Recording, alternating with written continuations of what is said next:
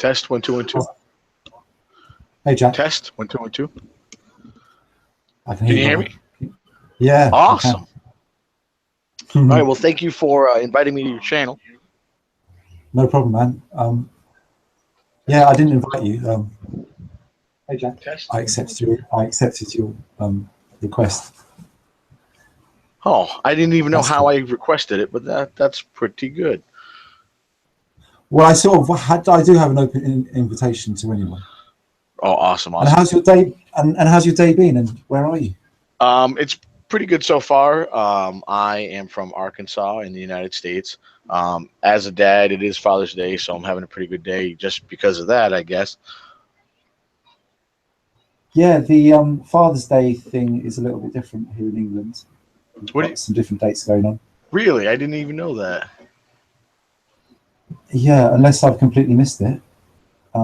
Just sorting out that. Maybe I should check, shouldn't I? Because I've got a father. He is a stepfather. Right. I've Um, got a stepmom, so I hear you there. hmm And your father too, Jack. Yes, I am. I have 3 beautiful children and 1 more on the way. Oh, nice. Congratulations, mate. When's the next one due? Um, um, uh, December 25th. Really? Yeah. Does that coincide with your belief system? Are you a Christian or a Catholic? Um, I'm a Christian, but not on the sense that I don't know. I don't stick with all the religious dogma that comes with Christianity. I believe it's more important to listen to Christ's teachings than idolize him as a person, because that's what he taught. Um, and I think that the entire concept of church is wrong, in that you have to go somewhere and put money in a plate, and you think you're actually changing the world. I think changing the world is a hands-on thing, and we need to get back to that. But it's not like a once a week. Here we go into Sunday, and then we're gonna fix stuff. It's got to be a way Mhm. of life. Yeah, I don't like the way the church doors shut. I think they should be open Right. Absolutely. 24/7. Absolutely. What are Absolutely. they afraid Absolutely. of? Right. You Right. know? And Um, yeah, there's a I lot of wanted to churches ask you. around. Mhm. Go I, ahead, I, mate. I wanted to. I'm sorry. I don't mean to interrupt. It's just that the lag between you and I is the reason why I won't hear your message until I've already started talking or whatever.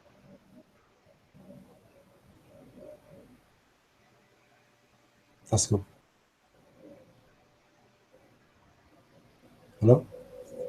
I'm still here. I'm just waiting for the till I hear you, then I talk. Yeah, that's cool. I can hear you pretty well, actually. Oh damn! I wish that. Well, that's because I'm on Wi-Fi. I wish I had it plugged in. But what are you gonna do? So I wanted to ask, basically, not just you, but everybody here in chat. Um, do you guys think the globe model, not globe model, my apologies, the dome model is more accurate, or do you feel that the infinite plane model is more accurate? And what is your reasoning for both? Yeah, great question. Because I'm quite happy to think about both being an option. I'm not sort of, I don't set my beliefs when I don't know about something in stone. I'm interested in it being an infinite plane because that would be fascinating that we've got more land. And then the dome thing that I swore, stopping the infinite plane, making it an enclosed system, that's far out as well. So, I don't believe in, I don't set my beliefs on either. I'm just open, just like the way I discovered the earth was flat, and my mind was open. And my mind's still open about what possibly is going on. How do you feel about it? Because obviously the infinite plane thing's quite a new concept compared to within the flat Earth awakening. Right. How long have you known about the Earth being flat? I'd say I started my research. Um, I don't know, somewhere around summer 2015. Um, Right. I'm not entirely sure because it's just been so long. I've seen so much stuff since then. But Yeah. I fell onto the flat Earth just after I found out about the Mandela effect, which Okay. I know there's a lot of controversy about that, so we won't get into that. But I started Yeah. researching one and completely stumbled on the other.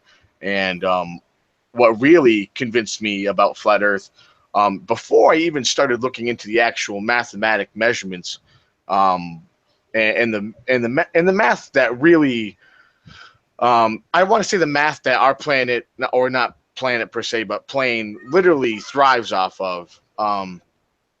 What really convinced me wasn't the math at all. It was the bullshit from NASA. It was Mm. how poor their videos were, their photography, Mm. um, the reflections that people could see in the helmets, and really, it just amazes me that such a sad shenanigan can last Mm. so long and nobody's seen it before. So immediately when I Mm. saw how ridiculously poor a lot of these photographers and a lot of the films were in the CGI, instantly that made my mind up. Surely they're Mm. covering up something. Mm. Yeah, spot on. That's what really confirmed it for me. It was the lack of evidence and you're right, the shoddy production and the lack of photography. Yeah, great answer. Yeah. I wanted to ask if you guys have heard. I'm sure you guys obviously have heard of Nikolai Tesla, but I was Hmm. interested to know if you guys have looked into vortex mathematics at all. No, I'll note that down. Oh, oh wow. Yeah, definitely look up as much as you can about vortex mathematics. I Okay. think that there are very strong links between um, vortex mathematics, flat Earth, the way that Nikolai Tesla discovered how to transmit power across the known um, flat Earth at that time, and Mm. um, probably um, probably his most complex invention, the flux liner, which a lot of people call a UFO or whatever. But if you get into vortex mathematics, you'll start to understand a lot more, or not really understand. I, I don't know exactly. It's more of a Hmm. less of an understanding, more of a clarity. It's something that you Hmm. just start to see more and more patterns in your daily life Great. through numbers. Thanks for that, Jack. You're very, very welcome. I'm very happy to spread any knowledge I possibly can to any flat earthers. Um, there is so much going on right now with Yeah. with humans in general across the world. We're really disconnected. We're really out of touch, and our technology is not helping us at all. So it's very important for us to take this technology and use these moments when we have somebody who does a live stream or whatever to try to spread whatever knowledge we can. If you're a fan of Yeah. Nikolai Tesla and his work, definitely research vortex mathematics. If you have any understanding at all of gematria or digital reduction, it's very quick to hop on into, and then really you can see just how important it is to the flat Earth or um, Did you or say creation digital? in general. Did you say Yeah, digital reduction? yeah, yep. Digital reduction when you take two digits and you add them together to get one digit instead, using only the first nine numbers of numbers. What's the two? What word would you use there? So you don't. Yeah. Okay, I'll just write that down because I saw a video. I think maybe it was David Weiss on David Weiss's channel about how mathematics is there's an easy way to subtract and um, divide numbers, probably based on the Egyptian mathematical system and maybe the use of an abacus. Like, so I was going to pick myself up an abacus and start learning how to use that because that's ancient technology in itself. Right. Might be a good place to start. But yeah, you mentioned digital reduction, so I'm going to be looking into that. And yeah, you mentioned is it gematria? Yeah. Well, gematria is I don't gematria is digital reduction, but it's more of a religious based form of mathematics. Mm, And it's not really a form of mathematics as it is a form of numerology. Gematria is where all the letters of the alphabet are assigned a numerical value, and words end up having a numerical value to them. Um, there's many different forms of gematria, so I don't really want to get too into it because I hmm by no means know all of them. Um, but it's also gematria is how the powers that be transmit predictive programming to us. When there's certain numbers that pop up all the time in news. Um, mm.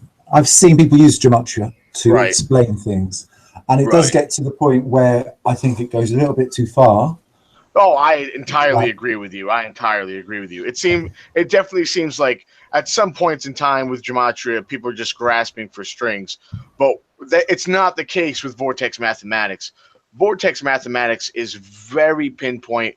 The patterns are very, very obvious, and it's extremely clear okay, to find them repeated in our daily lives, especially mm, when you look at natural science, if you look at the way we're constructed, animals are, our DNA, and such like that. mm. So that's why I didn't want to bundle gematria up into vortex mathematics because they're really two totally different things. And did you discover vortex mathematics before the flat Earth? No, I did not. Um, I don't know what to call it, a system, if you will. Um, I'll start to research something and I'll get into it, and I'll pick out one individual thing that doesn't strike me as right, and I'll research more and more about that. Um, when it came to the Mandela effect, it happened to be um, when I can't remember that woman's name. The quote used to be, "You love me, you really love me," or "You like me, you really like me." But in this reality, the quote is, "You like me, you really like me right now, you Mm. really like me." And I know Oh, I missaid I that, hadn't but heard of that one. oh, if you it's out there. I can't remember the woman's name for Okay, the life of me, but that's okay. You've it's quoted it. very famous. It's repeated in a lot of different movies. Um, Yeah, I I've never heard it think before. I know there's a lot of people that claim that Star Wars has always been "No, I am your father," and I don't know. I've seen the movie Tommy Boy. I've seen Star Wars hundreds of times. I distinctly remember it as "I am your father," but I don't know. I can't prove it because I can't go back to 1973 and rewatch the film or 1970, whatever it was. Yeah, Um, my theory with that is that when people have mimicked that moment in the film, they've used the word "Luke, I am a father," and instead that of kind of, right, yeah, and that kind of um, um, it's a better punchline, isn't it? Because then you know exactly it's from Star Wars, right. where Have you ever the heard the interview from James Earl Jones, where James Earl Jones himself says, "Luke, I am your father," instead of "No, I am your father"? no, and he said it Yeah, the in the actual actual film, yeah. Yeah. In the actual film, he says, "No, I'm your father." But in this interview, he does, where he's talking about how he couldn't believe the script because it said what it said, and he said, "Luke, I am your father." And at that point in time, I was like, "Man, if that's the actor that played Darth Vader, and that's what he said out of his own mouth, you Yeah. can't find a better source than that." But again, So I'm sure there are people out there that would say that he's remembering it wrong or whatever, what have you. it's amazing, isn't it? Because I've seen I know it's Sex in the City. Right? Um, Exactly. I know it is because the other thing just didn't happen. It was always Sex Right. in the City. Right, and Bernstein Bears. Growing up with that as a child, that was a very popular thing. Yeah, I never knew that actually. It was never part of my childhood, but you know, if it's Wow, part of your really? childhood, yeah, Well, I never. can't really say you're Not missing really. out on anything because it didn't really affect me that much as an adult, but it was definitely entertaining as a child. Yeah, yeah, and well, that's fascinating, Jack. You've really brought something to the hangout today because I've just been basically just started this hangout, and I've got a few moderators. We've been bashing a few trolls. Basically, I've Oh, got this it's computer just sitting, and I just thought I might as well use it for something because my wireless, sorry, my broadband is on all the time. So I just thought I could just set up a hangout and leave it running, and hopefully people will just come on and hang out. So like I've got your email. Can I add it to the list and like send you like a notification when I start up a oh, hangout? please do, definitely, definitely. Great. Well, you'll be one of the main contributors to it, so I appreciate that. No And what's problem, no your problem. There's what are your plans for the summer? Are you heading towards the Flat Earth Conference? Are you building up towards anything um like that? that's I believe the conference is in Raleigh, North Carolina in November, is it not? Or is there another one? Yeah, yeah. I'm kind of like jumping the gun really. What I'm asking is, what are your? Have you got any Flat Earth plans for this? I would as far as flat earth plans go, research is definitely number one, first and foremost. There is Mm, a lot going on right now within our community on a lot of okay, different levels. And that's one okay. of the main reasons why when I enter a chat, I ask people if they believe in the dome or if they are believe Oh, in the infinite plane. And the reason why is because I want to understand how the conversation is probably going to go depending on their viewpoint. I find mm, that a lot of people who are like to a lot of people who embrace the infinite plane are former atheists or people that definitely wouldn't consider themselves Christian, but at the same point in time, they mm, know they've been lied to on a massive scale. Um, when you look at the other side of the spectrum, you have some domers, if that's the term. I mean, I'm not trying to offend anybody, so if the term domer offends you, please give me a new term, and I would love to use it. no, not at all. But but for domers, obviously, religion is a very key part. Because they look at the history of mankind, they look at the Egyptians, and they look at all these different societies that had some kind of protective bubble or whatever, what have you. But even out of that particular sect of flat Earth, you've got people like Quasi-Luminous, and I don't know if you've ever heard about him or the Blood Uh, Over Intent movement. Have you heard about yeah, that? yeah. I know about him, and I know about that, and I just find his content difficult to watch. So I just I agree unsubscribe. entirely. I can't, I cannot personally sit and watch his content when he's demanding that people commit an act that it takes a lot of research to look into these kind of things. Um, because he is correct. Your blood is important to your body. For the Mm, religious, blood is a very sacred thing. That's why mm, Christianity, the blood of Christ, is such a very important motivator for Christians. Um, okay. Now, the way that he addresses the situation is not good. It's not in a positive manner, and I don't feel that it's going to be beneficial. But like he says in his channel, I could be wrong, and it doesn't matter what I think. So, I mean, in the end, I think if he approached things with a more positive manner and was more explanatory and wasn't so arrogant about the whole thing, he could Mm, probably um, make a clearer point as to what he wants to accomplish or what he thinks we as the flat Earth community should accomplish. Um, uh, in a different motion, Math Powerland, in my opinion, definitely one of the oldest members of the flat Earth community. I don't yeah. know. I don't know exactly where things are going to go from here in Revelation to what happened between him, FEA, and IPS.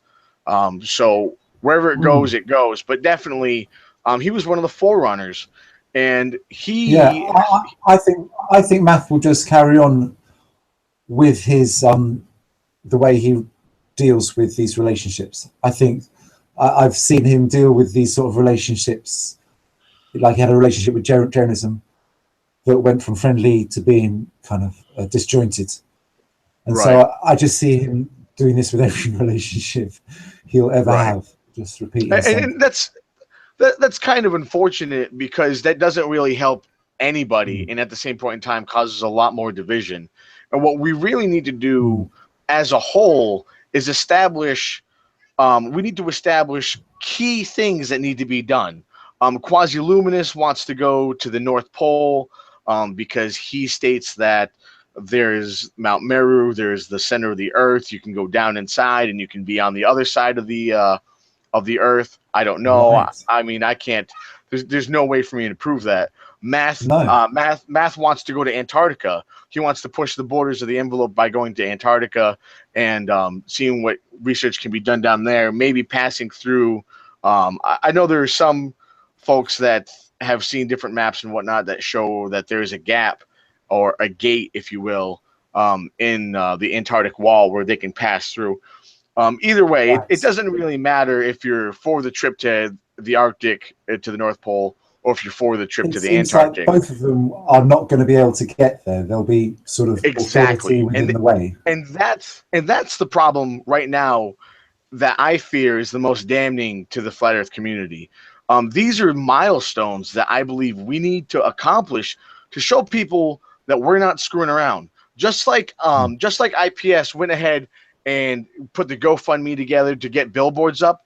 That was a great idea. That's genius. That's the way to get things Yeah. done. Yeah. Using somebody Yeah. else's name, He's done more. Sorry, he's done more for Flat Earth in right? like And three or 4 weeks right, and I think than. that's the way that we need to go. The way we need to go. He's taking advantage, like I said, he's taking advantage of the technology we currently have and using it to spread, and in a way that's it's definitely different. I don't think he should have addressed himself as Matt Powerland. I've seen the video where he claimed to be Mark Sargent as well in It a works. It community worked with Mark meeting. Sargent. Mark Sargent didn't mind, and now Right, there's T-shirts with "I'm Mark Sargent" on it, and like Mark doesn't mind that actually happening because it just drives right. traffic towards him. And But that's one of the Math things that I thought reacted about when it came to somewhere math. else. Sorry, Exactly. Jack. That's one of the things that I thought about when it came to math. Um, Mm. the way he reacted to the situation was clearly not the way that IPS I think intended for that to go. Um, I think Yeah. in cases where things like this are going to happen, there should be a little bit of forethought put into the event. Perhaps there should be some better communication between the flat Earth community.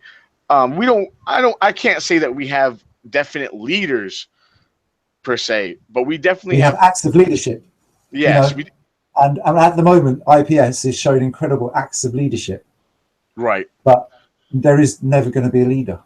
We've Exactly. felt we And don't do that anymore. I think that's kind of a problem. They're not being a leader, and not being necessarily one person, but there needs to be we need to establish some sort of basis for what we know as a collective is actual fact, and then we need to separate that into what we know to that could be true, versus, and that comes into things like the dome or the infinite plane. We know for 100% fact the Earth is indeed flat, but we Mm. do not know if it's a plane or that stretches infinitely and we've been trapped inside one little ice ring, or if it's a dome. Mm. That's what we do not know. And I think once we establish the real things, we should break down into the other truths that we're not sure about that we need to research. Which is why these two trips, these two voyages, if you will, they come to mind, because it would help prove either or. A trip to Antarctica could help prove either A, the infinite plane, or B, the dome.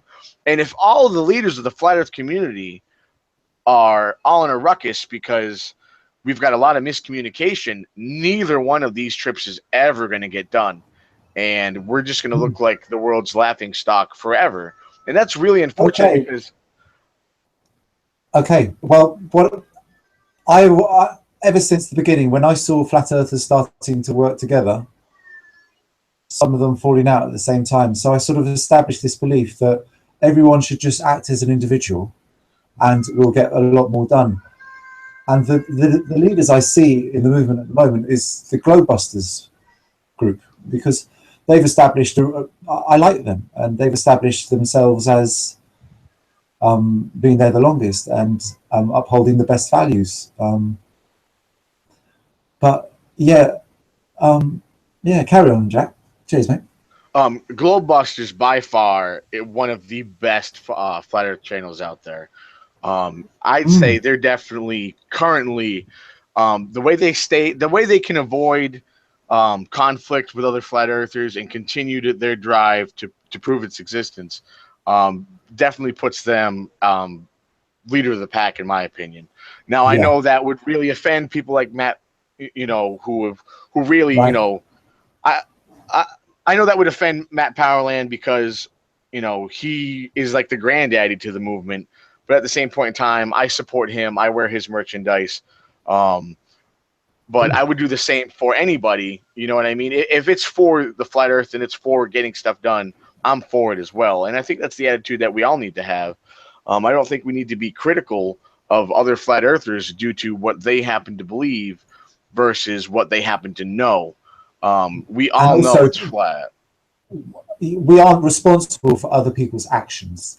When we've got people like Matt Powerland performing music with a flat Earth theme to it, he goes off and does it, but it doesn't represent us all, and he's just No, doing yeah, his thing, and right. he's just expressing himself. And I think the damage comes when you try and work together with someone, and then you fall out, and because there was two people who started working together, and they're now both individuals working separately, but Right. they had a drama, and the drama takes all of our concentration off the focus of the movement and where we're going, and it takes us into some drama. And I don't think many people like drama. Some people do. There's some people on the I, outskirts of globe believers who thrive off drama. It's like they've been watching soap operas all their lives, and they're still in that unrealistic bubble. But right. you were saying, Jack? Yeah, It's just unfortunate that things like this happen because it's a setback is really what it is.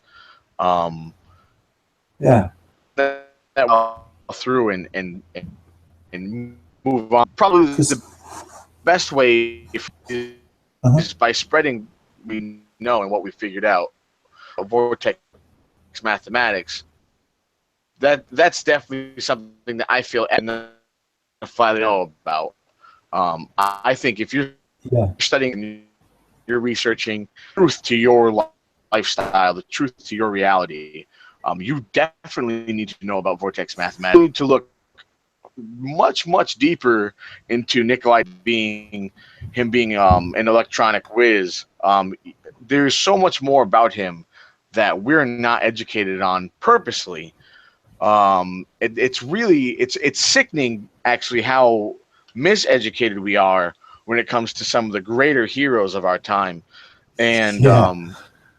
Yeah, say I that again. think another thing, Christian or see, I don't like defining myself as a Christian, and it's not because I don't take pride in it. I Mm. do take pride in having belief that a man, the earth, that was to the very best of his ability, perfect. I do have a problem with labeling myself as a Christian when I know there's people out there that wave signs that say God hates fags and other really horrible things. Um, I think that it's important for anybody who believes in Jesus Christ to just let it be what he was. He was a man, whether or not he was the son of God or whatever belief system that anybody wants to bring up. You need to respect the fact that he was number one, first and foremost, human. He was a man. He did exist. Yeah, This has been documented. This has been documented not just in Middle Eastern culture, but also in went to um, study Eastern medicine, and which isn't taught. That's not taught at all in any Christian religious society that I know of, anyway. mm. I've never heard any Roman Catholic talk about the ages between 13 and 33 when Jesus did not when he wasn't Bible. It's not documented, and the reason Right. why is because there is because the Jews knew what they were doing. The Jesuits knew what they were doing when they constructed the Bible. They knew that if they just picked little pieces here and there, they'd have enough people that they could dominate the world. Meanwhile, tell a little bit of truth and get away with it. And Sounds about right. problem. That's the biggest problem I think that or Christianity has right now. It idolizes the works of men way too much and doesn't respect the life of men as much as it should have.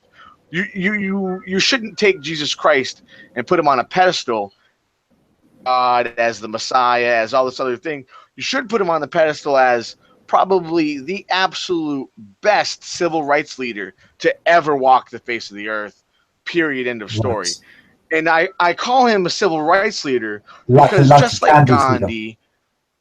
Right. Yeah. Just like just like Martin Luther King, these are men that lived their lives to the best of their ability within the society that controlled them to truly show people what freedom really was, to truly Yeah. to show people, you know, this is what we can be. This is what society can be if we can all come together.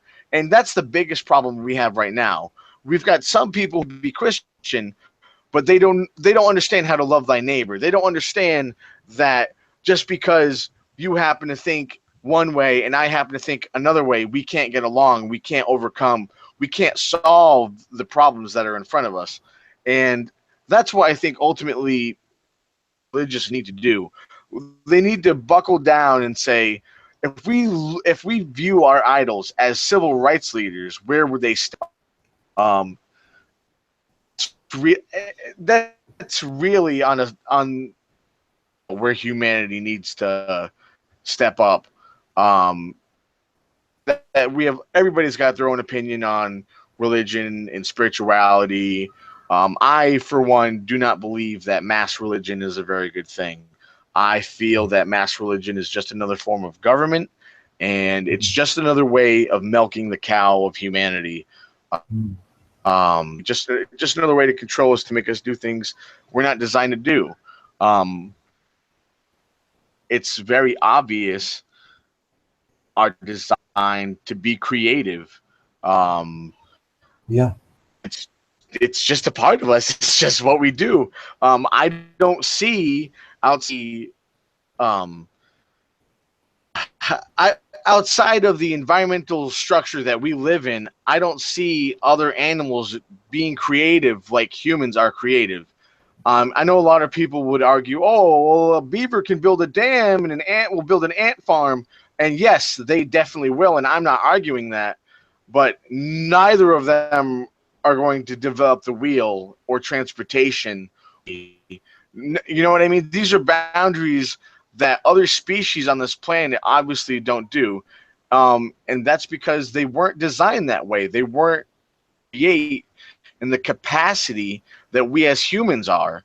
Mm. Our ability to imagine and perceive far outweighs the ability of any species on this planet, including monkeys. And I know that there's people out there that still believe in evolution, but that's probably one of the biggest key things there. Um, Throughout history, if you look throughout the culture of mankind, we're always building, we're always developing, restructuring, engineering. We're progressive. There's not another species on this planet as progressive as we are. Mm. I think that's what makes us so special as a human. Well said, Jack. I'm really glad you came on today. You've really enlightened me, and you're really on a roll. I don't want you to stop. Glad You're I'm really on a roll. enlightening people and not scaring them, because the No, truth nothing is, you're saying. some people this Mm-hmm. it just terrifies them to think that their reality could be constructed. It's such a huge lie. Um, my Have you mind, freaked some people out, Jack? actually, yeah. I've got I yeah. I've got friends that I actually I've had to go and delete my Facebook, due to Right. just due to the I don't want to I don't know I don't want to sound like a pussy, but just due to the way that people treat you after you come out you come out to do a very good thing. You come out to say the truth, just to Yes. show, look, I can show you, I can prove it to you. This isn't imagination. This isn't me being goofy. This isn't a joke. No. This is the fact. This is real. And they And you can back it completely up with disown evidence, you. can't you? And articles and Yep. Yep. And then they disown you. They slander you. They throw every name in the book they can. And not what I'm here to live my life to do. That's not no. Recently, I've lost my cousin, and we've been mates for 44 years. And he's like, don't even look north, let alone come to my house. Do you know what I mean? And we've always been best mates. And that was because and I mentioned that there were hoaxes going on and people don't die. And he knows that I've been into the flat earth, but he's known that for a long time, but he just added that onto the list and he said, what a fucking joke.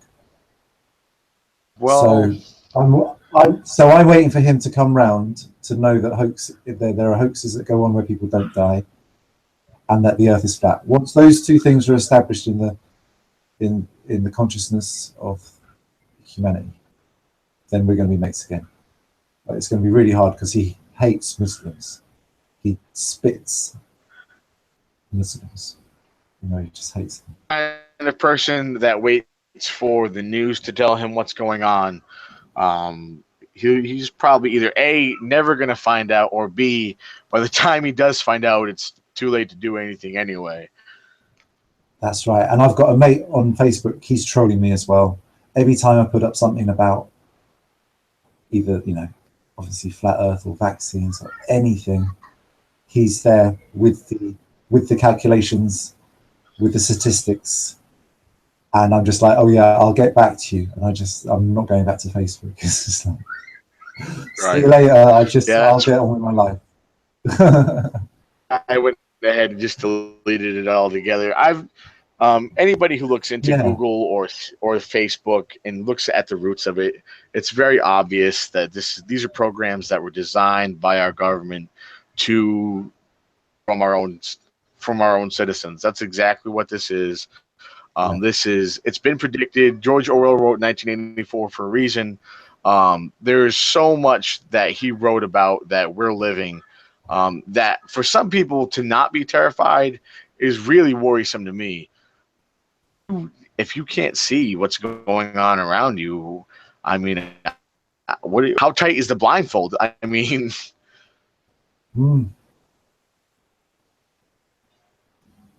And that's why it's so nice being amongst flat earthers, because I think we've all been through a certain point of we've all come through that certain point of light into this new realm, and we all get it. We all get each other, and so when the trolls appear, it's pretty obvious. If people are putting negative comments down, then they're not a flat earther. A flat earther has gone through so much shit. They know that they don't want to do that to the community. Exactly. Some people might be misinterpreted, but they'll always come back. And what I was saying about Glowbusters, they've had their own dramas to deal with, but they've dealt with it very well, and they've stood together as a good unit. So I think that's another good example of why they're setting a good example. That's probably the most important thing. Pretty great. I mean, I've been listening to IPS now for a few weeks, maybe a couple of months now, and he's on first thing in the morning when I wake up, and it's really a good way to start the day, because he's obviously sitting there with a notepad taking notes, and it's like he doesn't miss a trick, and it's like he's taking notes of everything that passes by. And he's just opened up this think tank. I mean, I was there trying to make things I could never have done what he's done because That's I've got other things that I wanted to that's what do we that need time. to do as a community. We need to take advantage of some kind of brainstorming software, some kind of note taking software where we as an entire community focus our thoughts on what we think could. Oh, I've got to. That's fine. Take your time, Jack. I'll entertain everyone. Not to worry. You've been great. Take your time, mate. Seriously, you've got family. All the best. Right, this is James from Keeping It Fat. Keeping it fat. Keeping it flat. And I'm just here with Jack Skellington, and I'm really glad he's come on today because he's my second guest on this new hangout that I'm hosting. I'm hosting this hangout 3 times a day, 6 o'clock, 11 o'clock, and then 11 o'clock, and then the night. And because I've got a little computer that's able to host.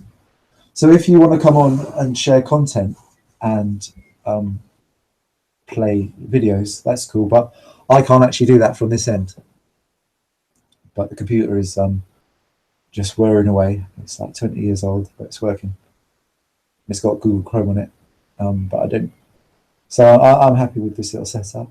And Jack's come on today, and he's really he's been. It almost feels like he's like a knight in shining armor because he's sharp as a whistle, sharp as a bell, and he's concise, and he wants to talk, and he's ready, and that's great.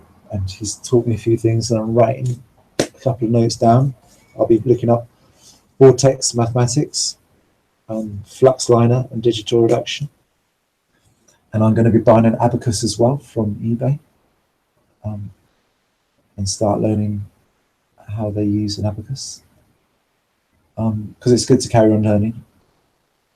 We never stop learning. And right, I'm just going to go to my phone and see who's in chat and how everybody is. It was funny at about 6 o'clock we got an influx of trolls. So Can you hear me now? Yeah, everything's cool. You're there. Test. Yeah, you're there. So will you be listening to Glowbusters tonight? I think they're on right now, actually. Are they on early? They're usually on in an hour and a half at English time, 8 o'clock. Let me double check. They definitely could be wrong. That's cool. That's another thing too. As a flat earthers, we need to understand that we'll all be wrong about something at one point in time or another. Like, I could be totally wrong about it being an infinite plane, or I could be totally wrong about it being a dome. But that's the problem. We were all totally wrong about the globe, and we all could, yeah, we all get over that. That's right. And things have changed in the flat Earth when you talk about evidence and proof. And for example, when Rob Skiba came up with the idea that the reason why the sun sets is because of the refraction in the atmosphere, the amount of moisture in the atmosphere turns it into a lens. And so when something goes off into the distance, it kind of stays the same size like a magnifying glass, Right. But it moves it gets pushed down, and so maybe this was like God's incredible way of making light night and day. So I'm just turning off my phone. Cool. Okay. Yeah, I was just checking chat basically. Yeah, I've got a couple of moderators in there, so I'll just leave them to it. And yeah, I was talking about well,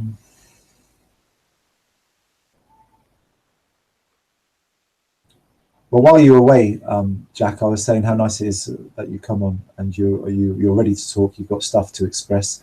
When was the last time you were on a hangout and you had the opportunity to talk freely?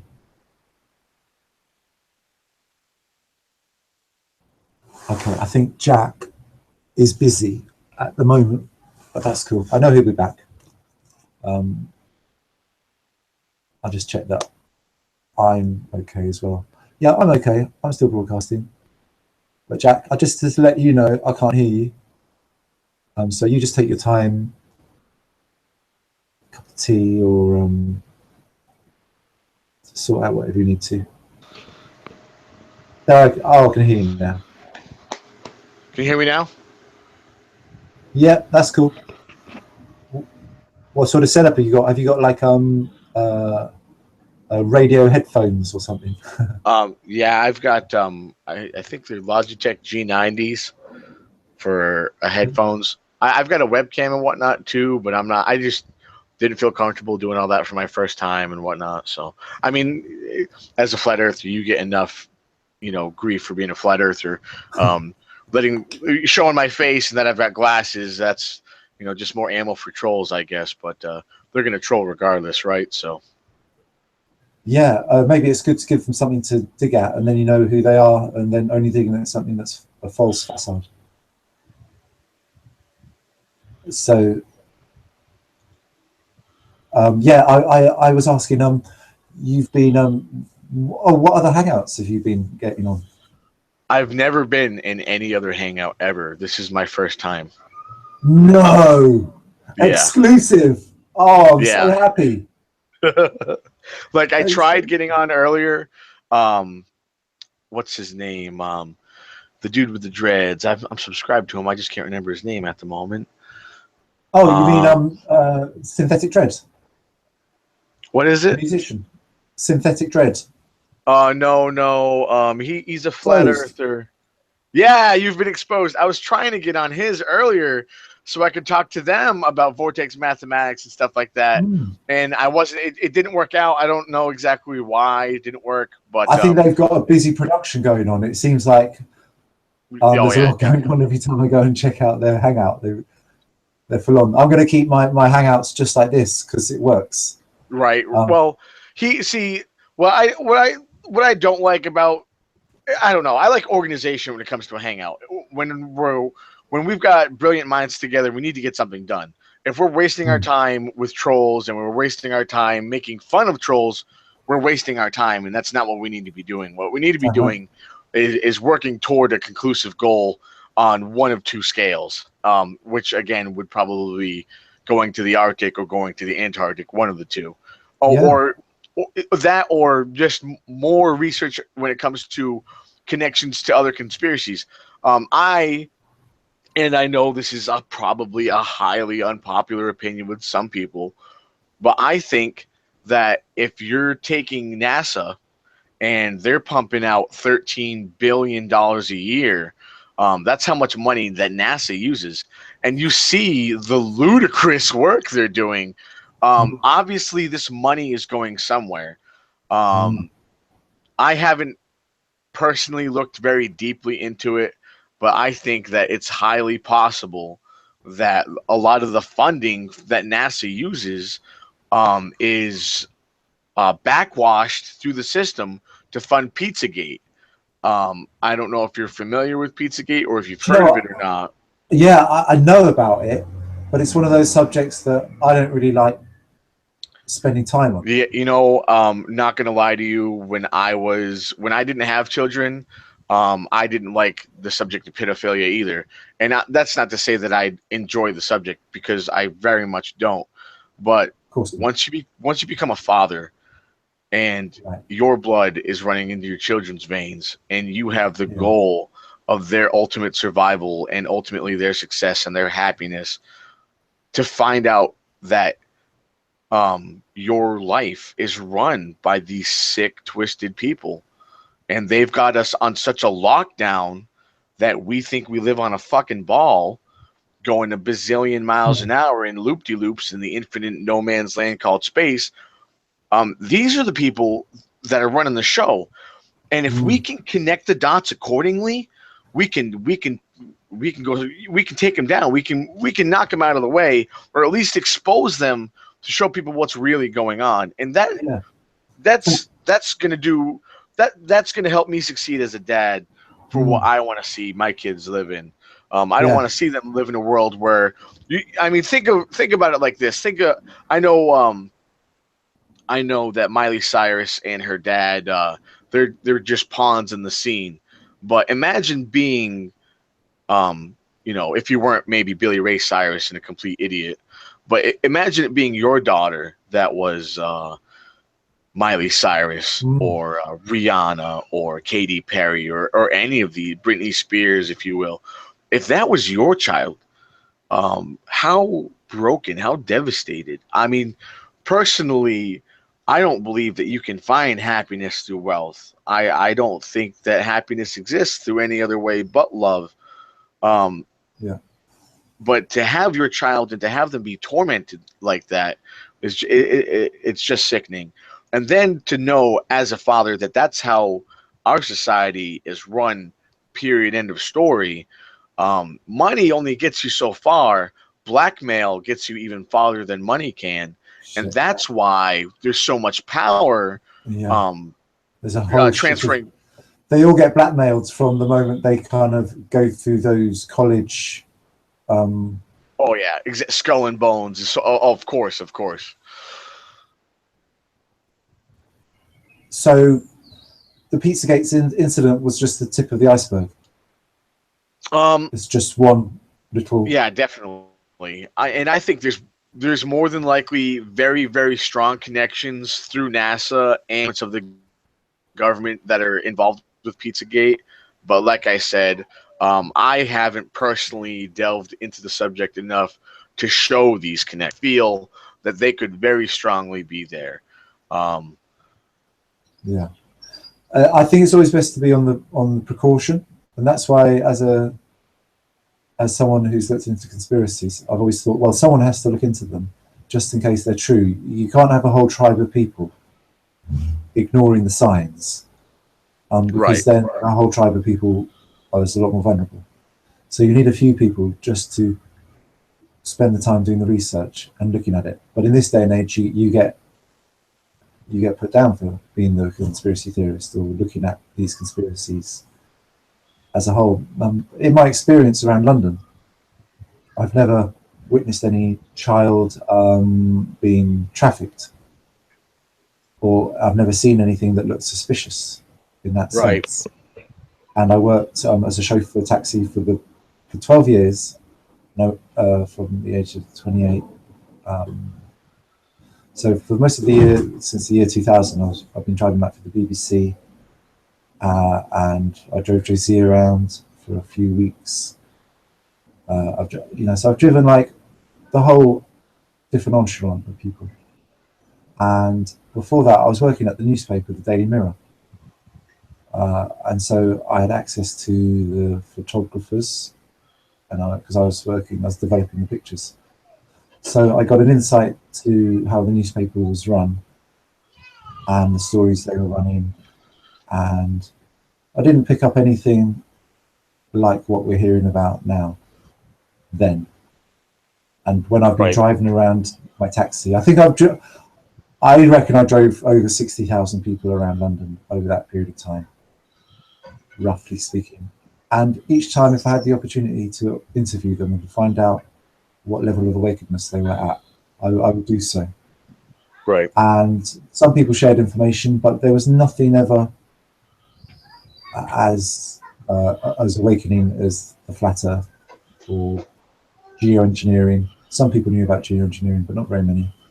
Right. I've had my suspicions about geoengineering for a long time.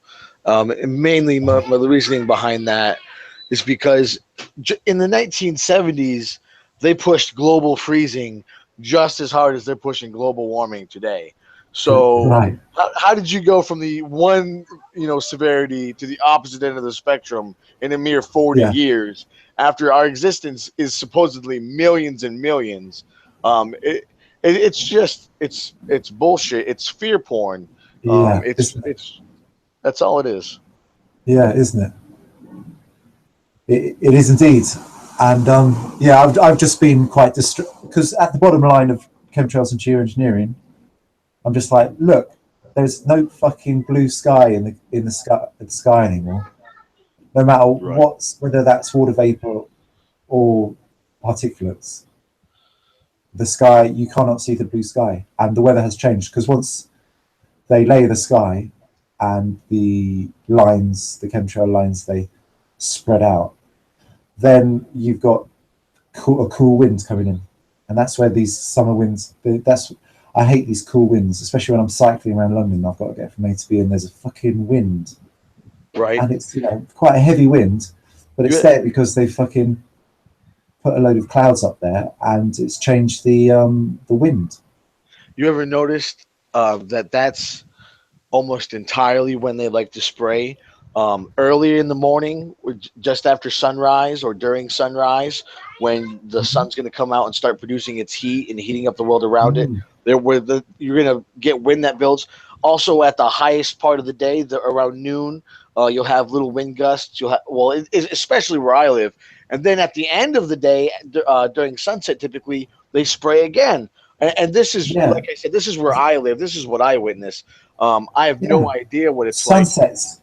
Yes. Sunsets have just they're a good sunset, a good natural sunset, a beautiful sunset is a very rare thing these days because of the shit that I call it a solar shield. That's what I'm seeing. I'm seeing solar shields. Not so much at the So moment in the mornings. In the mornings, I've been videoing on my channel Rainbow Hustler. I've just been doing a webcam right. from the same computer that I'm using now. Uh, and recently, we've had beautiful clear mornings. But then I've got pictures of obviously these clouds from airplanes that then get electromagnetic frequencies into sort of some cloud cover. And I just call it a solar shield. And at the end of the day, yeah, you're right. The sunset is just covered with this stuff, and Right. you lose the heat. Yeah, that's the thing. Because recently, when you feel the heat of the sun, you're like, oh, that's the heat of the sun. I forgot about that. And Yeah. It's yeah, the heat of the sun. It's kind of funny. Um, I've always thought if you compared how hot the sun was to a furnace, because a furnace, if you're melting steel, that's pretty hot, 1,700 degrees or hotter. Um, right. That's really hot. Yeah. and even NASA tells you that in the winter we're 3 million miles closer to the sun. Oh yeah. Out of our 93 million mile orbit, we're 3 million miles closer to the In sun winter, it's in so the such a random thing. in the winter. But because of the way that we're angled, Angled. yeah. So if you took a tennis ball and you had it a proportionate distance from a furnace that was raging at however many thousand degrees the sun claims to be, and you just changed the angle of that little ball, I'd like to know if the temperature change would be any different just because of the angle. Um, I think Mm. not. Mm. That's a very shaky set of statistics or facts that we've been given because I remember stating those facts before I knew about the Earth being flat. I was driving around in my car saying, "Oh, did you know this fact?" And I'd picked it up from somewhere. Right. It makes no sense. No, absolutely none. Absolutely none. Hey, dude, we're coming up to the summer solstice on the 24th in 6 days' time. Right. And then in August, there's going to be a Oh, the massive 21st, actually, Wednesday. Sorry, in August, there's going to be a massive. eclipse Oh, yeah. right over where I live in America. Oh, man. Are you ready for that? Have you got some solar filters for your camera? I cannot wait. Get the welding glasses on. Right. Yeah, I wish you luck with that. I'm sure lots of people will be sending up balloons with cameras on about that time. That's what's going on right now. That seems to be a pretty big push, and I think that's a great idea. I think to send up balloons in the middle of an eclipse is probably one of the absolute best ideas anybody's ever had. It's the perfect time to do it. It's the perfect time to show what's really going on. These high altitude weather balloons have the ability to get up to where we need. The only question is, are we going to be able to believe what we see? Are we going to see Are we going to see? Are we going to be given rather? Are we going to be given actual information, or are we going to be provided things that aren't true? And the science community is going to be scrambling to produce something out of this eclipse. Dude, just putting the brakes on. You know about the those planets that they discovered, and they called them the Oh yeah, TRAPPIST-7. yeah, Yeah, it's a that trap. was just, It's a trap isn't for it? sure. It was just very bizarre the way they came out with that, and people just forget about that stuff. They hear it and they like what they hear. Yep. But then the That's next day it's gone. that's what we've become. That's what we've become as a culture. Um, we hear something we don't like, we ignore it, and that's it. And that's why we have such a huge problem with crime. That's why we have such a huge problem with starvation. That's why we have such a huge problem with war. We hear about these things and we turn our heads and we say, I don't want to hear about that. Yeah. And that's the exact opposite of what we need to do. So when it comes to the flat Earth, so when it comes to the flat Earth being, in my opinion, one of the ultimate truths, it's very important that we take this ball and we run and we make sure that people know. Ben says that he doesn't have enough money to, I guess, send up a solar balloon. Ben, if you are a charming fellow and with a name like Bendover, I'm sure you am. Sure you are. Why don't you set up a crowdfund account or a GoFundMe or whatever and state your reasonings and put a little video, and I'm sure someone's going to donate to you because I've seen people donate all sorts of money to crowdfund.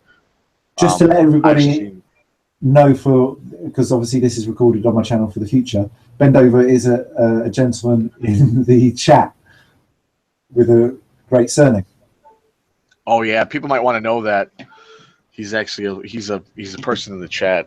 That might not be his real name, but and so I'm not actually reading chat. Has he actually said that he wants to put up a balloon and he needs funding? No, he said, but I don't have the money to do it.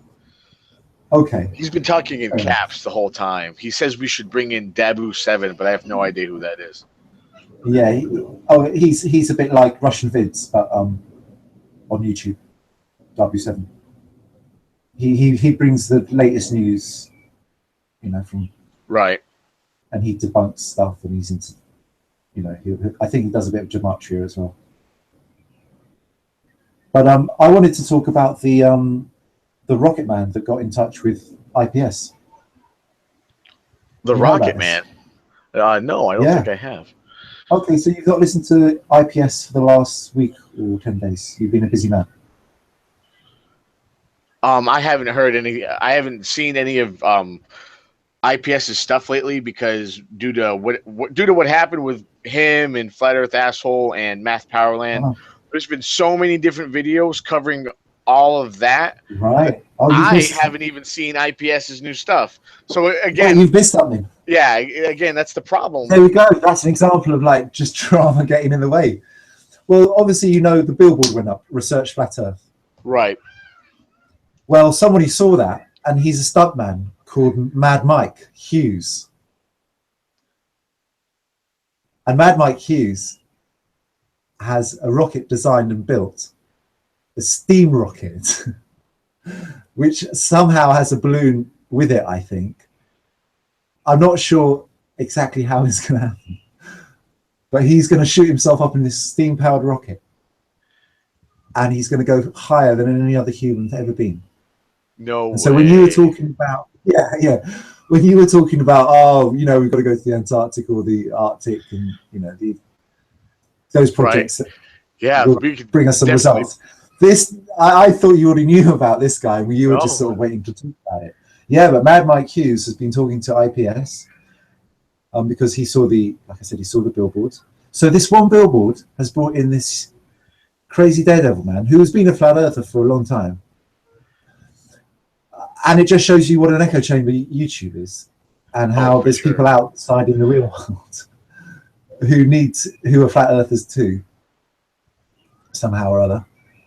And but I was thinking, all right, so this one billboard's brought in this incredible rocket man who's it's going to be bigger than the Red Bull jump. Oh yeah, Because the Red Bull jump, this is gonna be bigger than Evil this, Knievel. This is amazing. I'm watching a video this right is now. oh awesome. This is insane.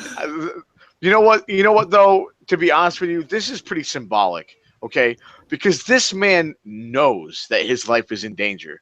This isn't. This isn't. You know, I'm going to take a ride on an airplane with a spirit level kind of test. This is. I could die, and it's worth it because the truth is out there.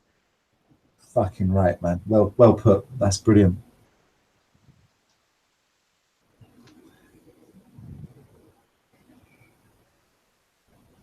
So Amazing. I wonder how many other people have seen that billboard who are Right. great in their own right as well. I'm sure that IPS knew the statistics of how many people were going to drive by every day, and Yeah. that's Oh why he knew. yeah. I'm interested to see if his plans carry on with the rest of the billboards, because Yeah. like in the interview he talked about in Arizona, and that's something that I personally would like to see. I have family that lives out in Arizona, so I'd Uh-huh. really like for them to see stuff like Well, that as well. David Weiss from Deep Inside the Rabbit Hole has got involved, and he knows a bit about marketing. And he says that billboards are the most effective way of doing things. Oh, I'm And sure. I'm sure. and as far as I'm aware, there's about 5 or 6 billboards planned to go up, like one going up in New York pretty shortly. Um, If he could get something in Madison Square Gardens or what's that main intersection? I can't think of it right now. I've never been. Yeah. Oh, I've been to New York a handful of times. The particular intersection I'm thinking of is in like every single movie ever. Mm-hmm.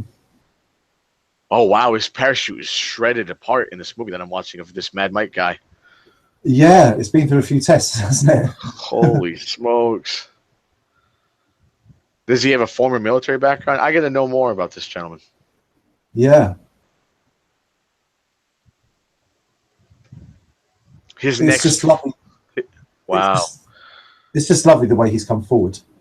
And so what IPS wants to do is get research flat Earth put on the side of the rocket, because already the BBC and big other big mainstream media outlets are interested in this rocket man doing his stunt. But as he's a flat earther, he's going to hopefully get research flat Earth put on the side of the rocket. Wow. So that's really going to fuck things up. 7 G's of force. He's putting his body through that much stress. That's incredible. The dragonfly's body is capable of handling 10 G's, but I didn't think humans could handle anything over 5. To be honest with you. Right, dragonflies. Yeah, dragonflies are pretty up there when it comes to the G's.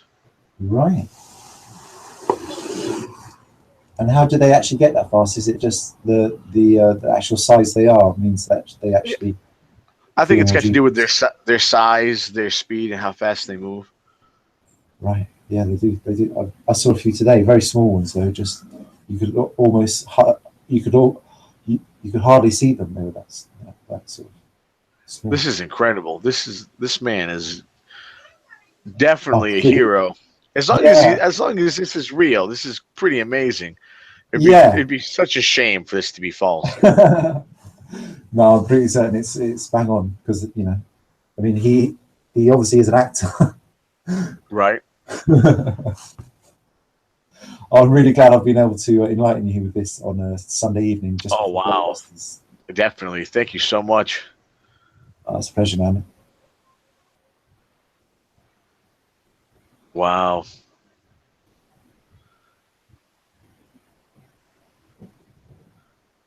So the IPS. Yeah, you ever thought about how? Go ahead. Have you ever thought about how fast a space shuttle has to go to reach orbit, to orbit around the planet? Well, ever since IPS have been talking about rockets being blimps, and Jeranism was talking about it to give them proper credit. No, I haven't thought about how much how fast They they actually have to go. they say that the shuttle has to go 17,000 miles an hour in order to maintain its orbit around the Earth. And at that point, pieces of metal come flying off. It's Anything just man-made would not. how can anybody believe that? If you look at how huge, how could anybody believe that? The fact that people do believe that, it's insane. 1997 they did the Mars rover mission. Do you remember that at all? Yeah, yeah. Well, Was that the English scientist who sent something up there? I can't remember I can't remember if it Hmm. was NASA or if it was the European Space It, Agency. I'm well, not entirely there was an sure. English scientist who sent something up to I think it was to Mars. Right. Yeah. Well, I here's didn't know. the confusing thing about that is that Mars's orbit is 140 million to 250 million miles away from Earth, because they tell us it's an elliptical orbit, so of course it's not always a constant thing. So at least 140 million miles up to 250 million miles. And people want to believe that this happened in a day and age where most people were walking around with beepers and pagers to communicate with each other in the street. Mhm. I mean, the cell phone wasn't nearly what it is today. The car phone was still prominent. The pay phone was a very big thing. And people want to accept and believe that we had the technology to send radio waves 250 million miles away, when we didn't even have the technology to call each other, um, you Mm. know, locally with a cell phone. Yeah, And what's really, yeah. I know there's a lot of people out there will step up and they'll say, "Oh, well, everybody knows that whatever the government has is much more advanced than what we have," and I agree with that. However, to be that much more advanced than what we have, we're talking about building the pyramids of Egypt scale technology is what we're dealing with, Hmm. and it's either A, impossible, or B, so well hidden that it'll never be discovered. Personally, I think it's A. I don't think there's any way that we sent a rover to Mars because, number one, we've seen the kind of quality production that NASA runs, and it's anything but believable. Mm.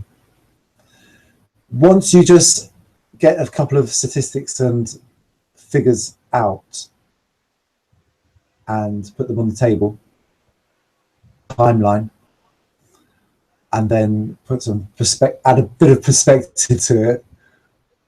Once you mix that all up together and you pour it out, what do you get? You get like a lump of bullshit, don't you? Like Absolutely. it just breaks down like into a mound of nothing. I guess we got 9 people watching now. For those 9 people who've tuned in, welcome. Yeah, Happy Father's Day. yeah, and happy Father's Day to Jack yourself. You are the father here, Yeah, well, thank you very much. Thank you very much. It wasn't and I'd like to, it wasn't too difficult to accomplish. sorry. It's just It was a lot of fun. yes. And I would just like to say happy Father's Day to my actual father, who died when I was a year old. His Very name's sorry to hear John that. Patrick Pym, a jazz musician. He played in the Newcastle Big Band, and he was a trumpet player and he would make the arrangements. And he was a good guy, and everyone liked him. As a And musician, I'm sure he was a very talented man. yeah, he was, man. And I still got his trumpet, and I play it to this day. And I played his trumpet on my recording, "Live It Up." And I've got like a music channel. It's called James PB for Peanut Butter, Oh, nice. and I've got some songs on there. One of them is called "Live It Up," and that's where I play the trumpet on it. But yeah, happy Father's Day to everyone in chat, and thanks for being there. And yesterday I was chatting to Lee. Lee is from Burnley, in it's kind of north, but I think it's more like the Midlands, North England. And he lives near a place called Pendle Hills, and there's a famous case which is called the Pendle Witches, where a dozen ladies were tried as witches and executed back in the 1600s. Yeah, because apparently they murdered 8 people or 10 people. But as we know, women back in those days were healers, and they would use herbs to heal people. Right. So obviously they were treating people who were ill who died, and so to persecute these women. Maybe I don't know whether they were the first witches ever, but I'd like to look into the witches phenomenon, because it's something that I think was used by the authorities back in the 1600s to persecute ladies, mothers, definitely, and healers. And that was the beginning of our downfall, you know. Absolutely. So I was really glad that he brought that up, actually. But he just brought it up as a reference point because he was talking about going to Pendle Hills and doing some photography from there. He's a father too.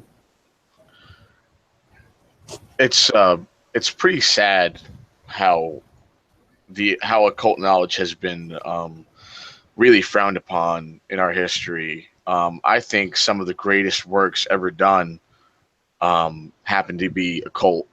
For instance, the pyramids. Occult simply means knowledge that we don't know of. We don't know exactly how or what caused it, but we know it's there. And definitely, for sure, I'm not, to think that I don't know, the claims out there are pretty ridiculous when it comes to some occult knowledge, but the fact remains that it's interwoven into our society, all around us. For instance, when I was a young man, I really was interested in the Harry Potter books because I was an avid reader. But I'm the kind of reader who likes to learn more about the people and the context of the books that I'm reading. So when J.K. Rowling's first book came out in the United States, it was called The Sorcerer's Stone.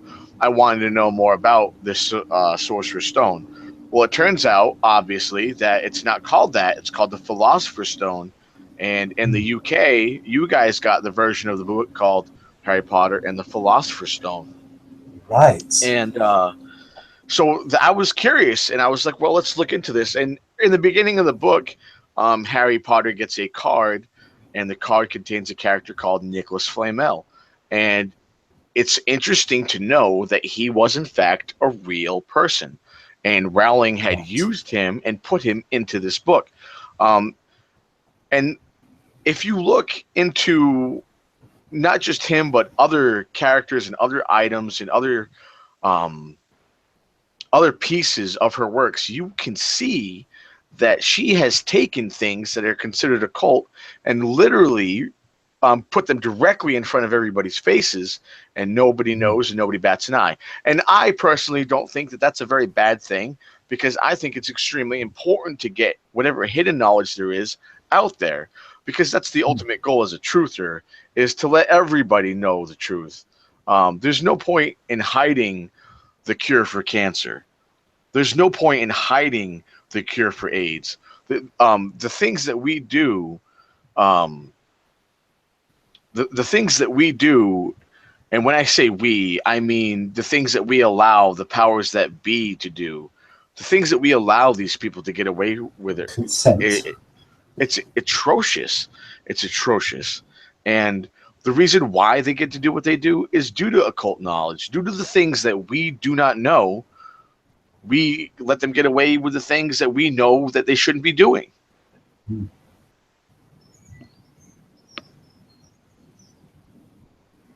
I was brought up a Roman Catholic. So, like at the age of 9 or 10, well, we used to go to church every Sunday with my grandma. But then I was taken to the school on like a Sunday morning or Saturday morning, just for like an hour tutorial with a sort of Hungarian woman in this Catholic church in North London. It was just a she was nice, but she was a bit dark, and it was dark. And then when I was 16, I got into trouble smoking weed at my normal standard states school in North London. So my parents sent me to a Benedictine monastery in Yorkshire that my father, who I spoke of earlier, had been to. And they thought this would save me. But when I turned up at the house that I was living in, the group of lads, they were dropping LSD. They were cool. Wow. They made it great. And I started a band, and everyone liked me. They nicknamed me Dylan, from the character of the Magic Roundabout, because I was a bit spaced out. But so for 2 years I was at a Benedictine monastery school in the middle of the Yorkshire Moors, sort of thing. And later on, after I left the school, it turned out that there had been monks who had been messing around. So I just knew that Catholic religion had nothing to do with me, and I didn't want to have anything to do with it. Yeah, absolutely. And the more you research into the Catholic religion and who is involved and what they actually do, the more horrifying it is to see. Right. I ISP. I was watching his channel one day, and he was talking about. He was on True Stream Radio. I can't remember who else was there, but he was talking with somebody else about the Catholic religion and the altars and the way they're constructed, and they're designed to have a little bone put in there. And I can't remember if it was IPS. My apologies, ISP or the other gentleman who was speaking, and they asked a pastor at one point in time what that little slot was for, and the pastor had replied that it was a slot for the bones of the saints. In all reality, it's the bones of a child, the bones of a baby.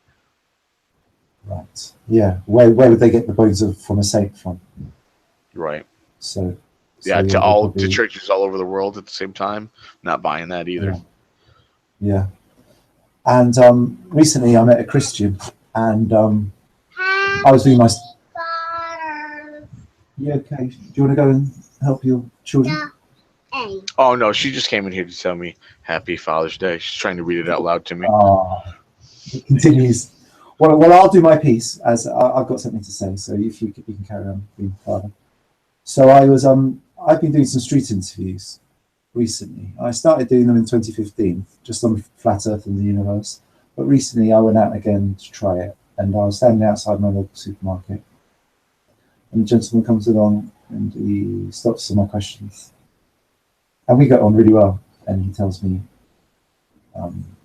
about he's got a herb supplement made of moringa and some other herbs that he's selling, and we get on basically, and we arranged to meet up, and we went off to the park, and we were doing some working out, because I trained as a personal trainer, and he's been doing bodybuilding. So we went down to the park and we did some working out, and helped each other out in terms of knowledge of stretches and stuff like this. And we had started talking about religion, during that interview, and it continued through our meeting at the park. And he was telling me about the JWs, the Jehovah's Witnesses, and my mum's always warned me about them. But he also did mention about the Catholic Church and how it says in the Bible or something that you shouldn't be worshipping images of torture or something like that. And the other day I was in a street in South London, and there was a church, and right at the corner of the church, just at the corner of the street, they had a big crucifix with Jesus on it, looking down at the street. Poor Jesus had hardly any clothes on, And I just looked at this and I was just like, wow, that really is just the wrong thing to worship. And I always kind of knew it wasn't nice, but when it's normal to you, it's amazing how things are normal to you growing up around them. And it's also quite insulting to other people from other faiths and even atheists to see somebody crucified on the cross. It's quite intimidating, and it's quite frightening. It can be quite frightening if you have never seen it that before. But my friend and I, we worked out in the park, and I helped him out with some injuries that he had and stuff like that. And we were walking back, and there's a pond at the top of the park, and I went and put my feet in the water, and there was this lady there, and she said, "Oh, don't put your feet in the water; it's all muddy, ducks shit in it and stuff." And I was like, "No, it's okay, be all right." She was quite aggressive in the way she was talking to me, but I'd recognised her. She's sort of one of those ladies that's a little bit crazy, a little bit negative, and talks to anyone in the street. Obviously, she'd been in an abusive relationship for a long time, and that's what we started to talk about with her when me and my friend sat down with her. And so we sat down with her, and she was saying that she'd been involved in the Catholic religion, and that her husband won't let her go, and has sort of got a spell over her, and an abusive power, a spell of power over her. And so my friend, who goes to a deliverance church, knew what a prayer for her to say, and she wrote this prayer down. And she was really receptive to what he was saying about how it's cool to be a Christian, and that she should come along to the church that he goes to, and she'd be welcome there. And so she was so during this meeting, she went from being quite a tormented figure to a happy, enlightened, almost younger looking lady. And I haven't spoken to him since. That was like 2 weeks ago. She would have gone along to the church. She would have had a nice time.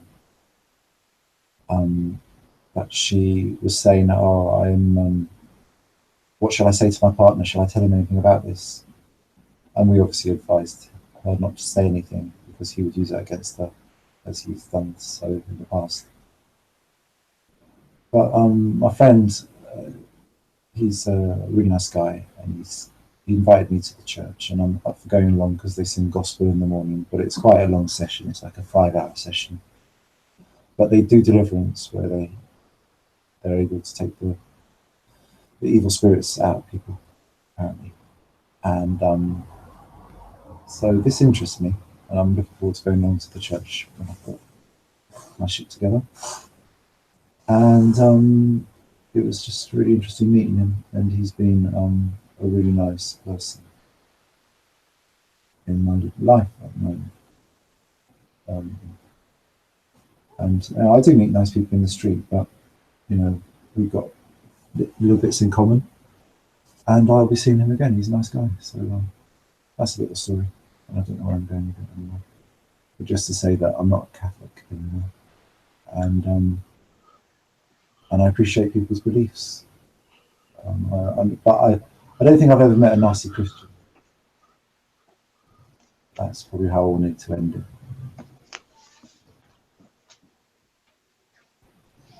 I think Christians are good people. Like, I think it's most important for a Christian to try to be a good person. I think if you're not trying to be a good person, then there's something wrong with you.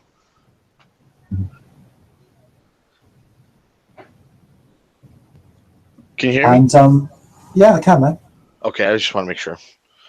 I think that's a thing. I think that's a big problem with blanket religion, is that basically it's say the magic words and you're good to go, and that's not really how it works. Right.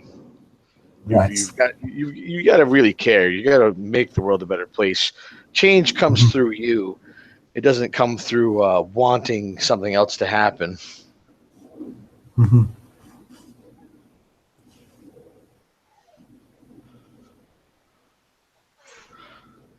I like doing yoga and meditation. Good. I haven't gotten into yoga yet. I've been really, really wanting to. The reason why I haven't gotten into yoga yet is because I am out of shape for sure. I've got my dad bod on. I really need to lose probably around 50 pounds to be I don't want to say good enough shape to do yoga, because I know yoga is not about what physical condition you're in, but I know if I was to do it right now, it would probably not be so good. Um, Can you touch I, your toes? I can touch my toes. Cool. That's yoga then. You can do yoga. You'll be okay.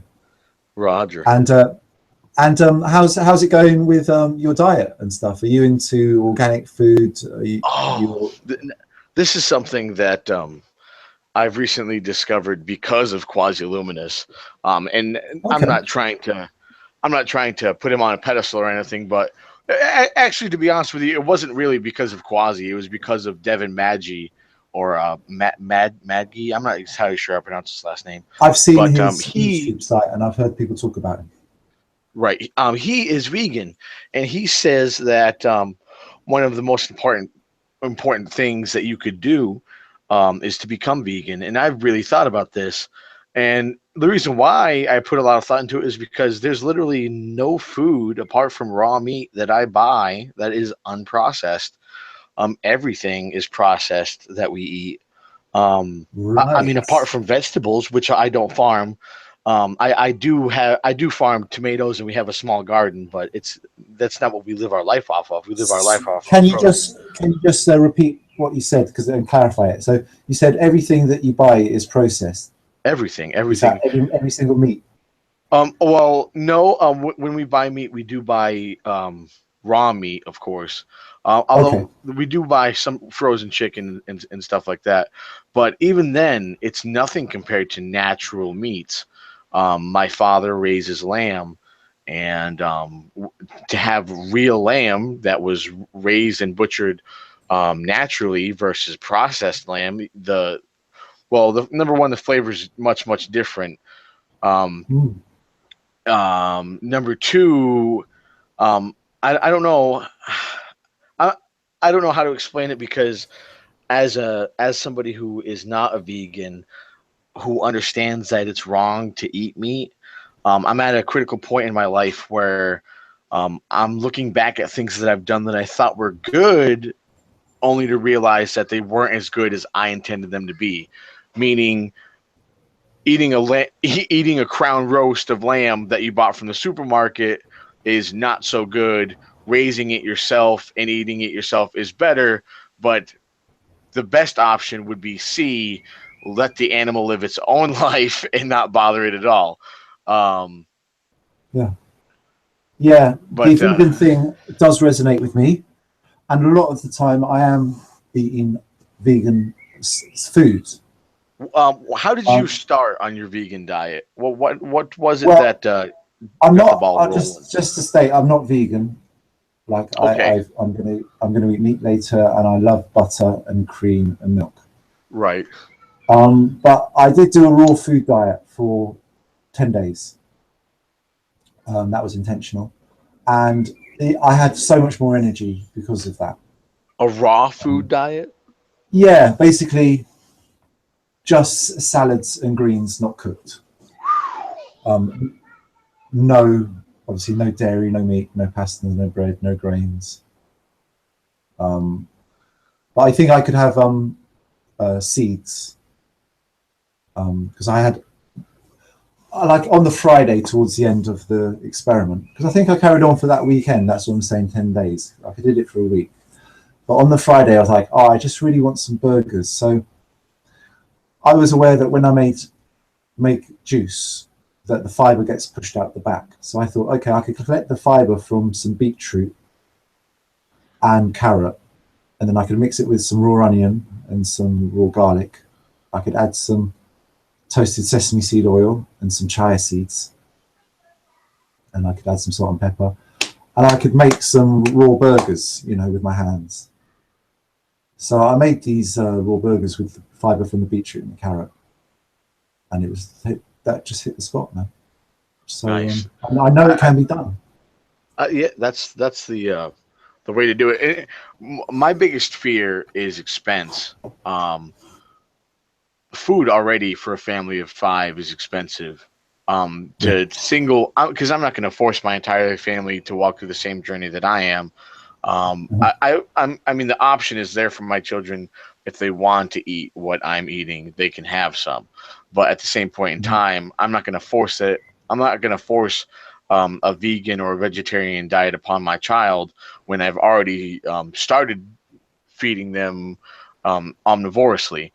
Hmm. So, They but the used to. option is there. Yeah. Well, it is, and you could just. Oh, well, I'm not saying what you could do or should do. But I think you can live as a vegan. I think I saw the trouble with the vegan thing in the 90s. I saw lots of people who said they were vegan and they looked really ill. And I think that was because they were eating lots of soya. But I think people now know that soya is not the healthiest thing going.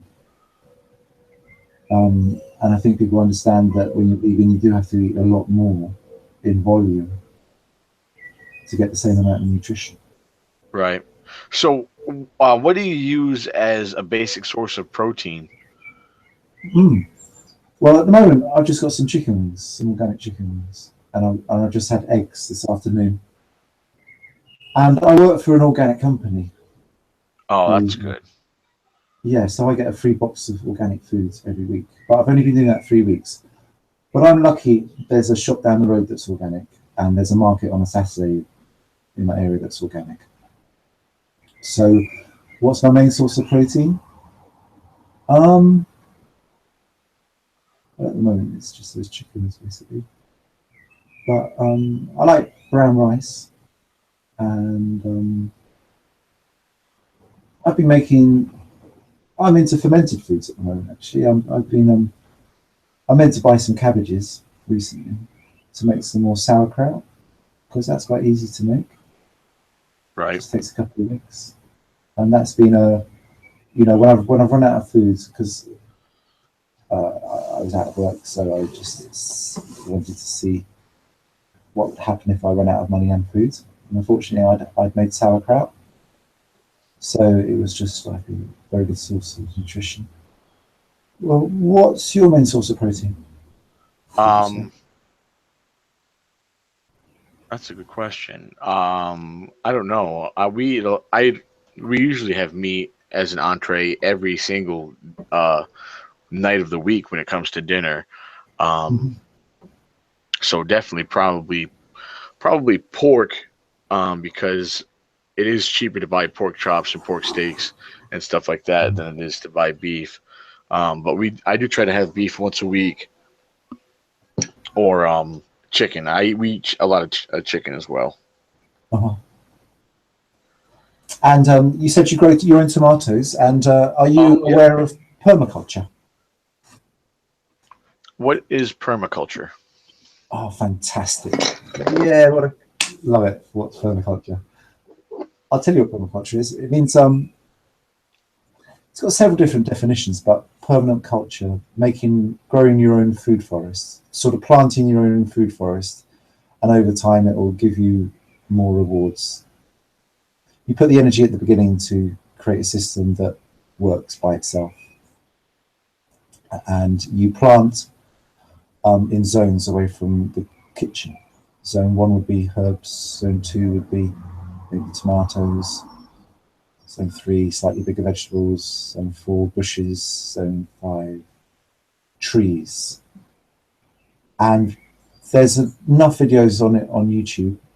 And the king of permaculture is Jeff Lawton, and he's got a project out in Jordan, 2 miles from the Dead Sea, where he's actually created an oasis, and they're actually even growing mushrooms because what they do is they dig swales into the contours of the land that traps the water and sinks and spreads it. Because a lot of the problem with desertification is water runoff. So what they do is, like I said, they cut into the contours of the land and they create these swales, building. They put lots of organic matter on these swales, and he's had great success in this really arid area. And that's just one example of what's going on and what can happen. But there's some fantastic videos of people in America. There's one guy called the Vegan Athlete, and he is obviously vegan. And I've seen him doing his workouts, and he can, when you're standing and you kick your leg forward and you touch your hand with your leg and you keep your leg straight. his leg goes all the way up to his shoulder, like above his head, and it's straight. Holy smokes! And then, yeah, anyway, the vegan athlete has got an incredible garden, and he's just so into it all. So we're talking about raised beds. We're talking about there's a certain name, but if you got a load of wood, you sort of dig a ditch. You put the wood down in the ditch, and then you cover it with leaves and grass clippings, and then compost, and then you put down cardboard, and then you put down more compost, then soil, and then you've got these big mounds that over the next 10 years will disintegrate into good soil and will provide the habitat for microorganisms to flourish, and the wood will make mycelium, the fungus, grow underneath the ground, which helps all the trees and plants grow. And then in the pathways, they just put down wood chips.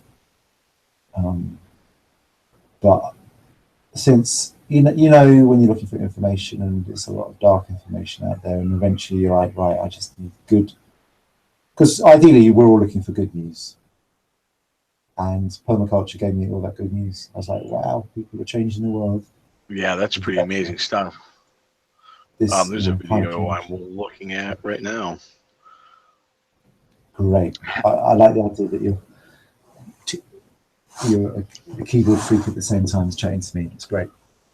This is what we need to do. We need, and I've been thinking about this for a while. What if we could develop a commune of flat earthers? What if we developed our own, not necessarily state, but our own place where we own the land, and in certain parts of the world, land is relatively cheap. If we were to purchase a fairly large area of land, and this could be easily accomplished, if we were to purchase a fairly large area of land and dedicate it to permaculture and the teachings of flat Earth, we could really make an impact by creating a community, a literal community, instead of a worldwide one. But you know that the powers that be would love us to do that, and they'd call us a cult, and they'd just come in and bomb the fuck out of us. Yeah, I agree with that entirely. The only difference between now and the 1993 Waco shootings is that now everybody has cameras, everybody has surveillance equipment. So, I mean, for them to do that, they'd have to cause a blackout first. But yeah, I mean, you're absolutely right. They would not like it, and but at the same point in time, I'm not here to shut my mouth just because somebody told me that they didn't like what I said. Yeah. So. But you know what? Because of the internet, we're all learning about this wherever we are on the planet, and nobody has to believe in anything to be anywhere, sort of thing. But the great idea is that we're making friends with people, and we all think along the same frequencies, and we're all beings of light. And so I think we're meeting the right people to be able to put together funds to buy land, because at the end of the day, we all know that £20,000 can just leave our pockets really quickly. It's kind of like gone already. So why not, hey, throw 20 grand in on land, and everyone's got their own piece of this land. Right. It's together as one. But people are doing this, and already, it's already been done. And I like the Earth ships in Texas, Arizona, maybe. Have you heard of Earth ships? Oh, that's the way to do it. I think recycling to build your house is definitely the way to go. Oh, and those houses, they create their own heating. They store the heat in the land during for the winter, and they grow their food under glass indoors, and it's not too hot. And Earth ships just seem to be multifaceted, breathing, lovely little habitats. I think Earthships and subterranean living is going to be the way of the future because they're so energy conservative. Yeah, yeah, because I'm here in London, and you know I've got an opportunity. I could go and buy a house, couldn't I? And but then I've got this concrete around me that's pretty toxic, and I have to pay for electricity, and then we've got council tax bills that you have to pay, sort of thing. Yeah, I know there are ways out of paying these bills, and fortunately, you know, I'm working my way through these things, but I don't see a future in buying concrete house which isn't sustainable, which doesn't have its own energy making mechanism. I am looking forward to having land and being self sustaining and having a chicken tractor. All I need is a chicken tractor and the land to grow some vegetables. Then I've got an egg every day and some greens. And that's enough to actually survive. And yeah. So I'm a personal trainer and have been Oh, for that's 2 years. awesome. Yeah, man, it's been great. And when I was driving my taxi, I actually met someone who told me about it. And I was like, oh, that is actually something I would like to do and can do. Because as a child, I was always playing football. So he told me where to go and get trained, and I literally did it the next day. And it only cost £3.5 grand.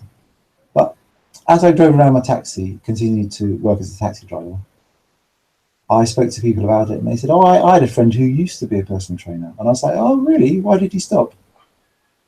And the story happened a few times, and they said, "Oh, well, they just got on to the next level that they wanted to get to." So it occurred to me that people who become personal trainers, not only do they help other people achieve their goals, but you're more likely to be able to achieve your own goals. Right. So, sort of personal training really was there as a backdrop for an employment job for me after driving. And I'm just about to make proper use of that now that I've got another job that's paying the bills and I don't have to worry too much about where the money's coming from for the bills. But basically, I've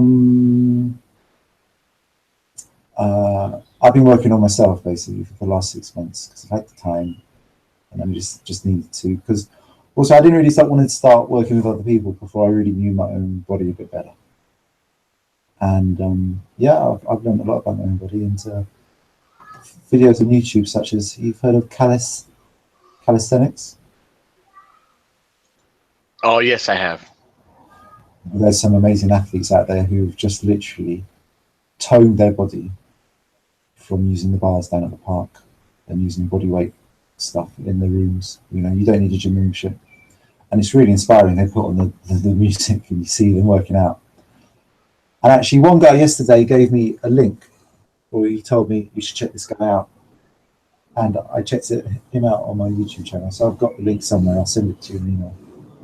But he said this guy is amazing. And so I checked this guy out. And this guy was literally holding onto bars, And who is it again? moving really slowly. Oh, give me a second. I'll just turn on my other computer and have a look. Or is it on my phone? Yeah, I'll find out for you.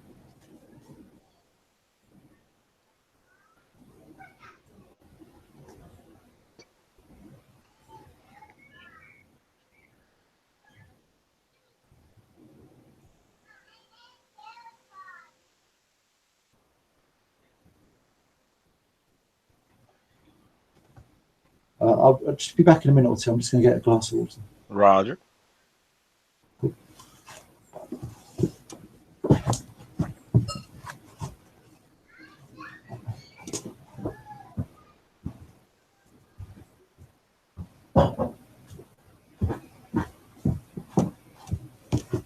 I found it. His name is Frank Medrano. Medrano.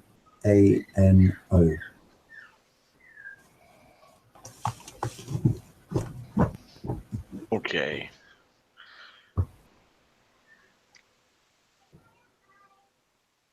Yeah, that's a bit ridiculous.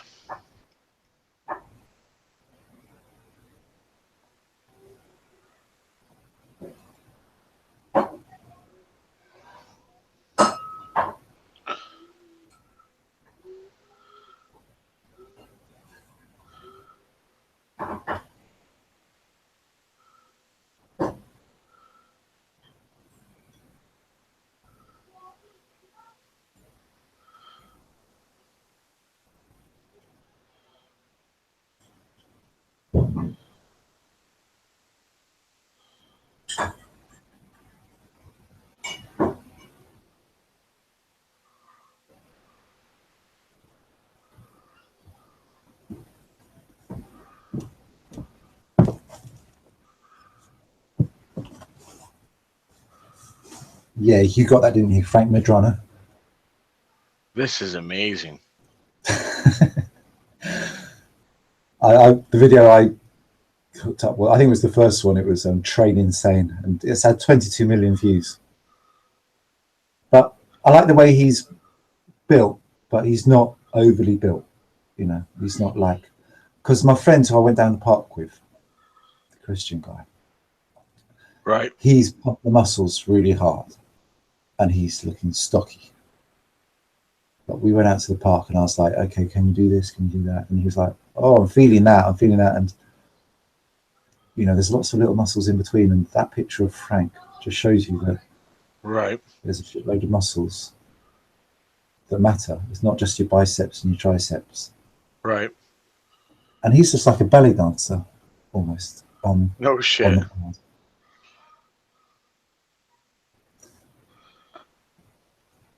So That's insane. I'm watching this guy do push-ups vertically. Trading is no longer for the gentle few. Start now. Trading 212. yeah, so I think he's got a body like Bruce Lee would have. Right. Slim. Definitely. And I suppose, you know, once you get rid of the excess, you're a lot lighter. Right. And,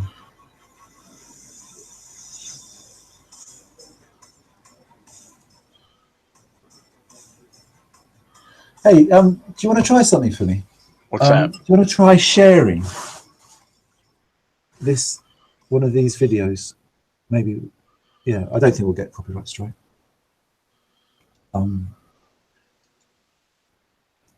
you want to just try sharing it? Do you know how to share on? I have no idea. Well, you don't have to worry about it. This is something you don't have to do. Little green button on the Google Hangout page. It's got an arrow, white arrow on it. Oh yeah. Yep. Okay, what you can do is you can hit that button, your screen. Yep.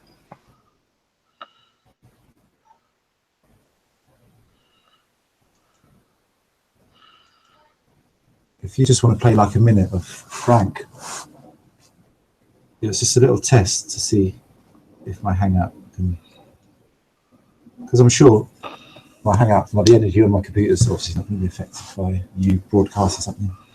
All right. Let's give it a shot. Your avatar's changed back to. See, Is it showing? it's showing on your avatar. Oh, there it is. I'll go on mute and then. Oh, it's all right. Is it working? Hold on, I just.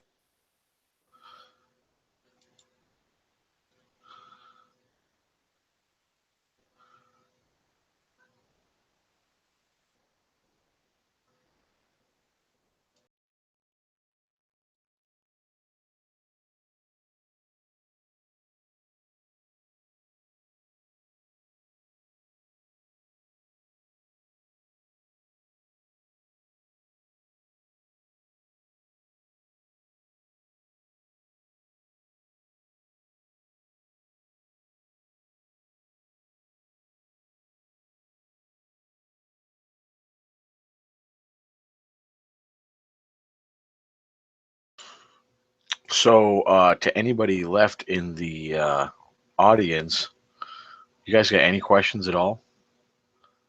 Apart from Ben, who's going on his canoe trip?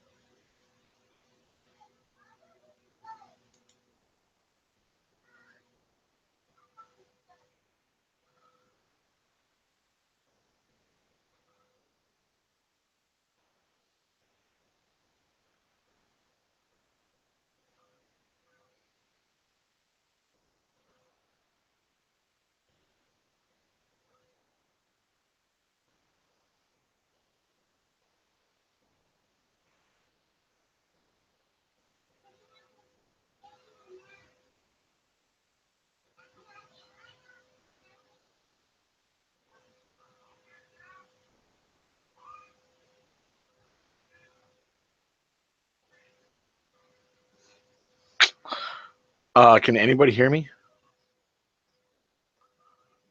Ben, your solar canoe is way cool. Hey Jack, I was actually talking and I was on mute. So what I was saying was some people are afraid to go along to a hangout when there's only a few people there.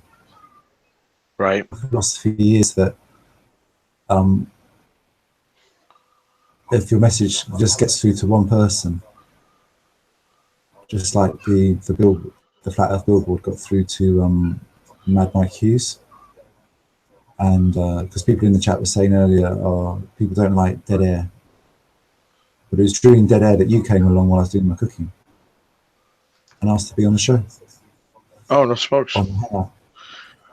So do you want me to stop screen sharing? Yeah, I think we've done. I think we've done Frank Medrano. And we're on to another story. So yeah, I'll stop the screen sharing too. There we go. So I think all you have got to do is, yeah, you're back. There we go. That was a nice little experiment in. Awesome. So we still got Bend Over in chat. Bend. Oh, I'm sure he wrote something snarky. What's he saying? Guess I should get dressed now that the wife has left for work.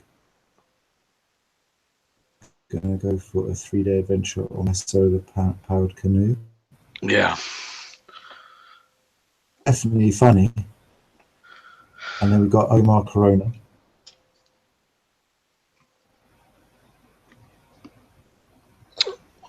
I've met him before in a chat.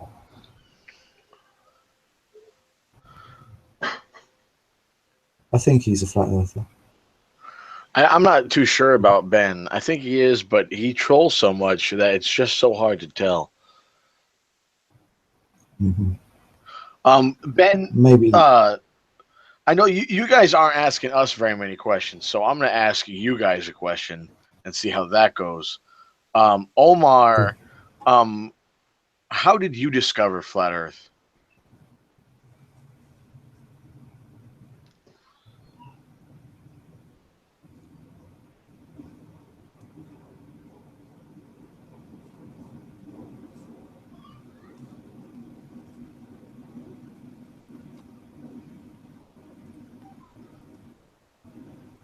So Bendover's replied, laugh out loud, I'm not trolling.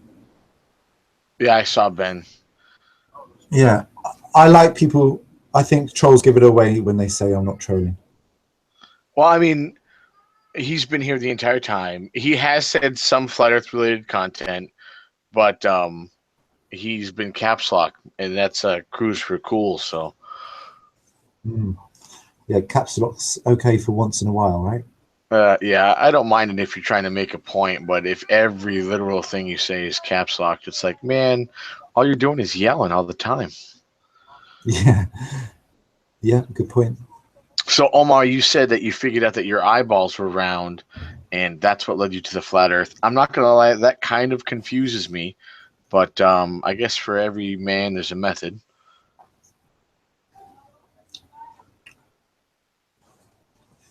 it sort of gets to the point where you think, is it worth having these guys in chat? I know, like, we're down to like 3 viewers, and they're probably Oh, it. on my screen it says they're all 6. Now there's down to 5. Yeah, it's been fluctuating. Just, I think we're just Sunday You know what the evening just problem before. is? The problem is we don't have a screen with a bunch of like doodads and like changing numbers and stuff like Yeah, that. If we had like a like just a series of GIFs that had information just changing all the time, even if it meant uh-huh. nothing, somebody would Yeah, watch that and try to figure it out. yeah, yeah. You raise a good point, because that's what we're now used to. We're now used to. Well, first of all, Hangouts. The technology of Hangouts has improved, and they're using some sort of some programs to make the graphics better. But we have come from a TV. We are TV generation people, and so to attract people to your Hangout, having fancy graphics and TV like stuff would be cool. We can fix this really, really quick.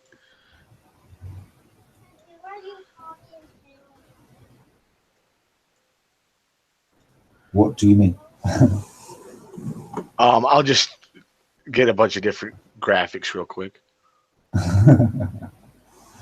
So yeah, you were saying about caps. It's making all your comments in caps. Well, it's ironic that Omar Corona's name is in caps. Lamers. Sort of shouting, but his own name out, while the other guy bent over is in small caps, but he's shouting the words out. Nice. So we've got 2 of them at it. But what I'm starting to think is there any point of having them in chat ever again? If I just block them, would it be a bad thing? If they're not hurting anybody at the moment, I'd say there's not a problem with them. That's right. But it's as soon as sort of bad language or negative words are used. Right. That's what we've got to be on the lookout for. Here, we'll just Yeah. do that. I'm getting a bunch of different images together right now, just so I can screen share and there'll be something there. Okay. Moderator.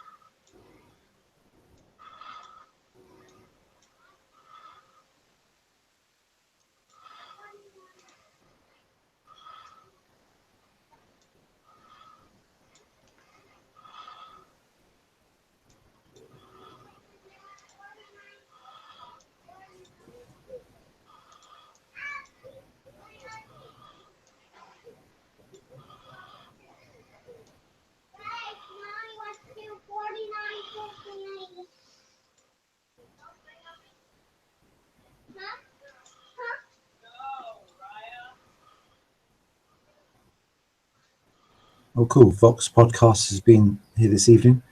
Actually, Vod Podcast was the first guy who came along when I started my Hangout. Well, it was yesterday. Yeah, yesterday I started the Hangout, and I asked anyone out there who wants to get involved with the channel if they would like to. And he came along. So hello to Vox Podcast.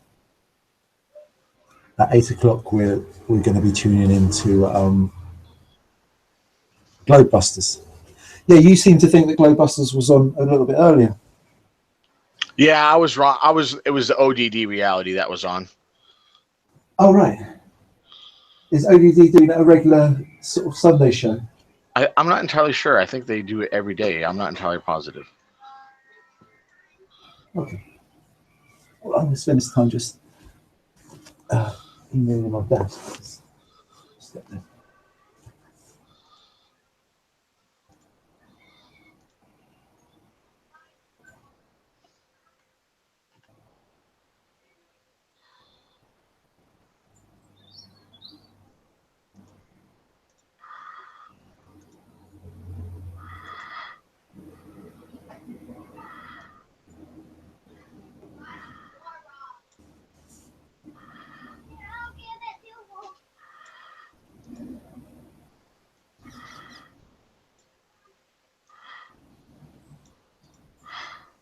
I'm going to go offline for 5 minutes. I'll be back. Roger.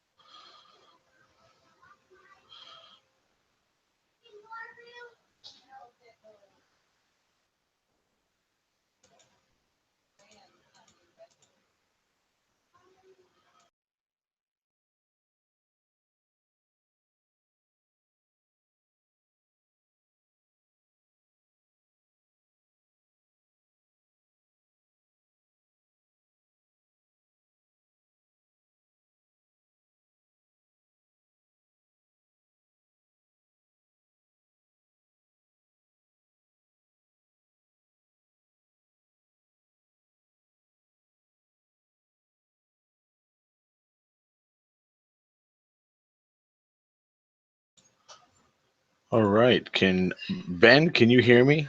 Can the other guy hear me as well?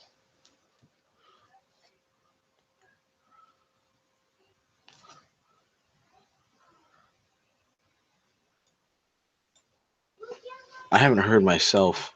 Can Okay. The other guy hear me as well? Omar, you there, brother?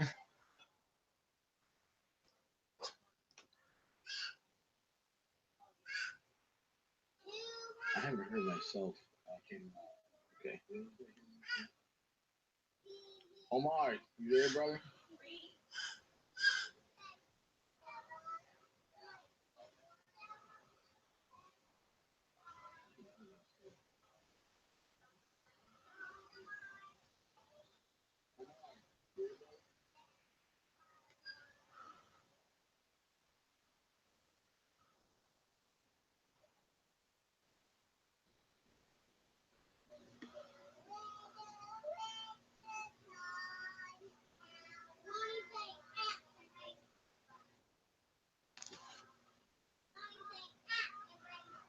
I'm not entirely sure how much longer I'm going to have to be here.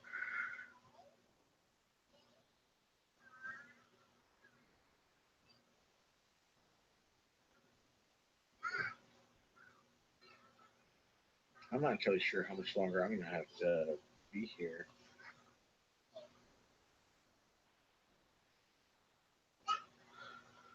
Yeah, I believe in Admiral Byrd's findings as well. It makes zero sense that he'd be on a TV show showing these people what's going on and that it would all be fake, especially as an admiral of the United States Navy. Yeah, I believe in Admiral Byrd's findings as well. It makes zero sense that he'd be on a TV show showing these people what's going on and that it would all be fake, especially as an admiral of the United States Navy. Yeah, I believe that. It makes zero sense that he'd be on a TV show. Is it echoing through the channel, by the way, Ben?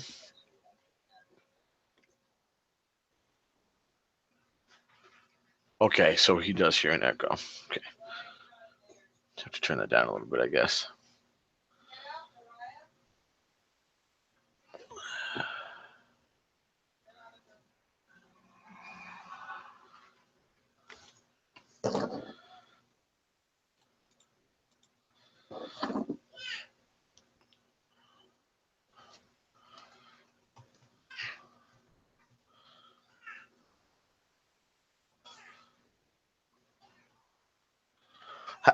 Ben, have you ever done the moon experiment?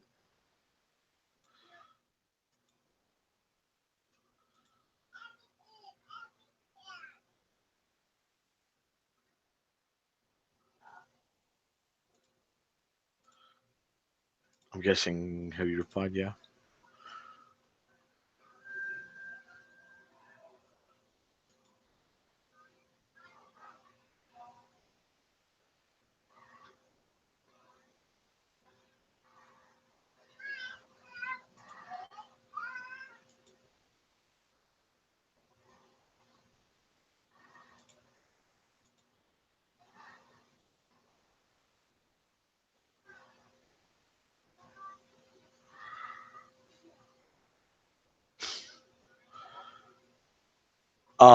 There is another channel.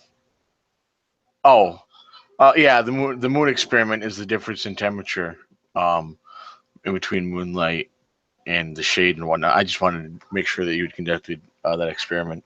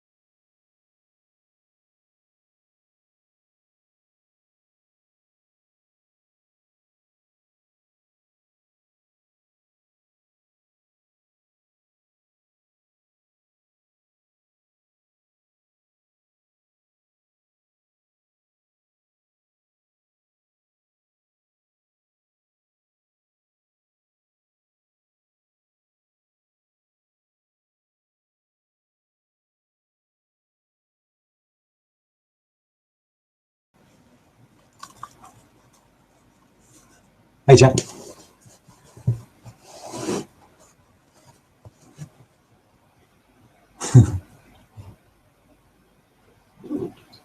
Hey, I'm here. Welcome back. Thank you. I like the display, dude. It shows people that we're proper flat earthers. Yeah, right. Exactly. I was kind of hoping that's Yeah. the effect it would have. I'll just close the control room so I've got more. Um, um, do you want to guess what the bottom right hand graph is? Oh, is that Bitcoin? No. It's the Google Trends for flat Earth. Oh, fantastic! Look at that. Look at that. So that was that would have been March or May Let me see. 2016. It looks like the majority of flat earthers are from America, Canada, and Australia, as well as Brazil Wow. and South Africa. Quite interestingly enough, we need to hear more Mm. about the flat Earth from people in South Africa. I think that'd be pretty. Oh, and there's some in beneficial. India as well. Yeah, man. I think we should look into that. See if we can get some people on from South Africa, sort of thing. I think I sent. Did you know I make flat Earth sticky tape? Oh, do you really? It's only. Yeah, it was. I started it like 2 years ago. So it's like packing tape that was used for casting, Right. and you can get designs written on them. And you get 144 logos, about 140 logos per roll.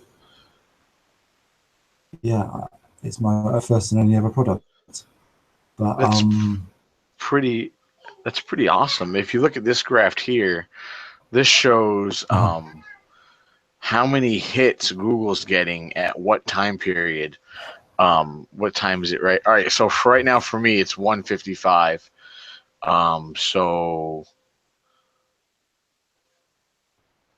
at 1:42, 17 people worldwide looked for flat Earth, but it looks like no at way. 1:13 there were 100 people googling for flat Earth at the same time.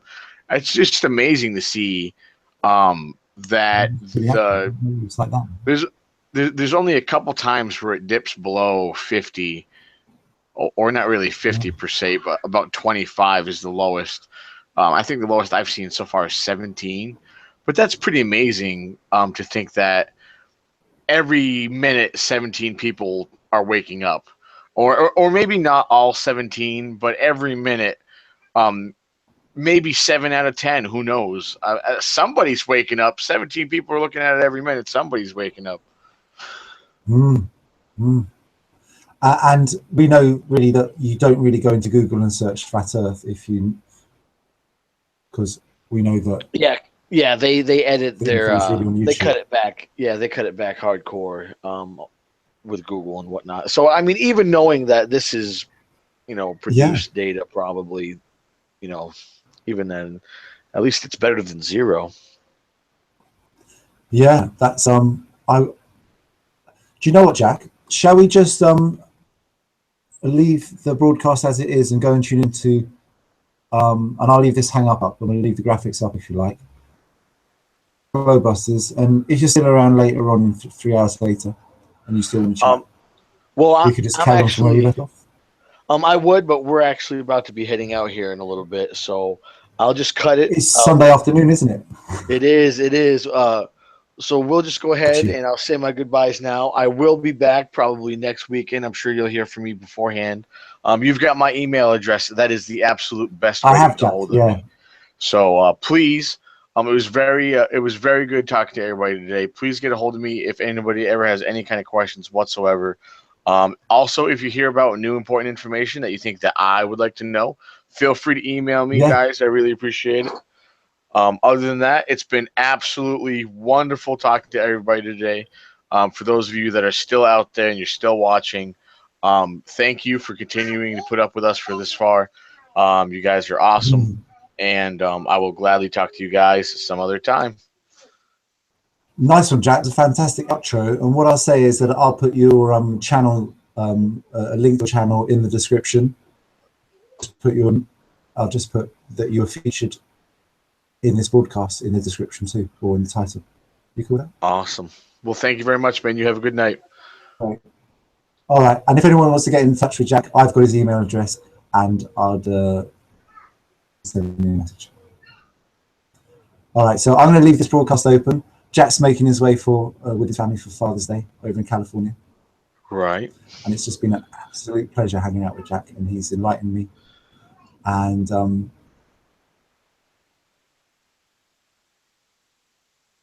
going to go over to Codebusters now, but I'm going to leave this hangout. You know what I'm saying?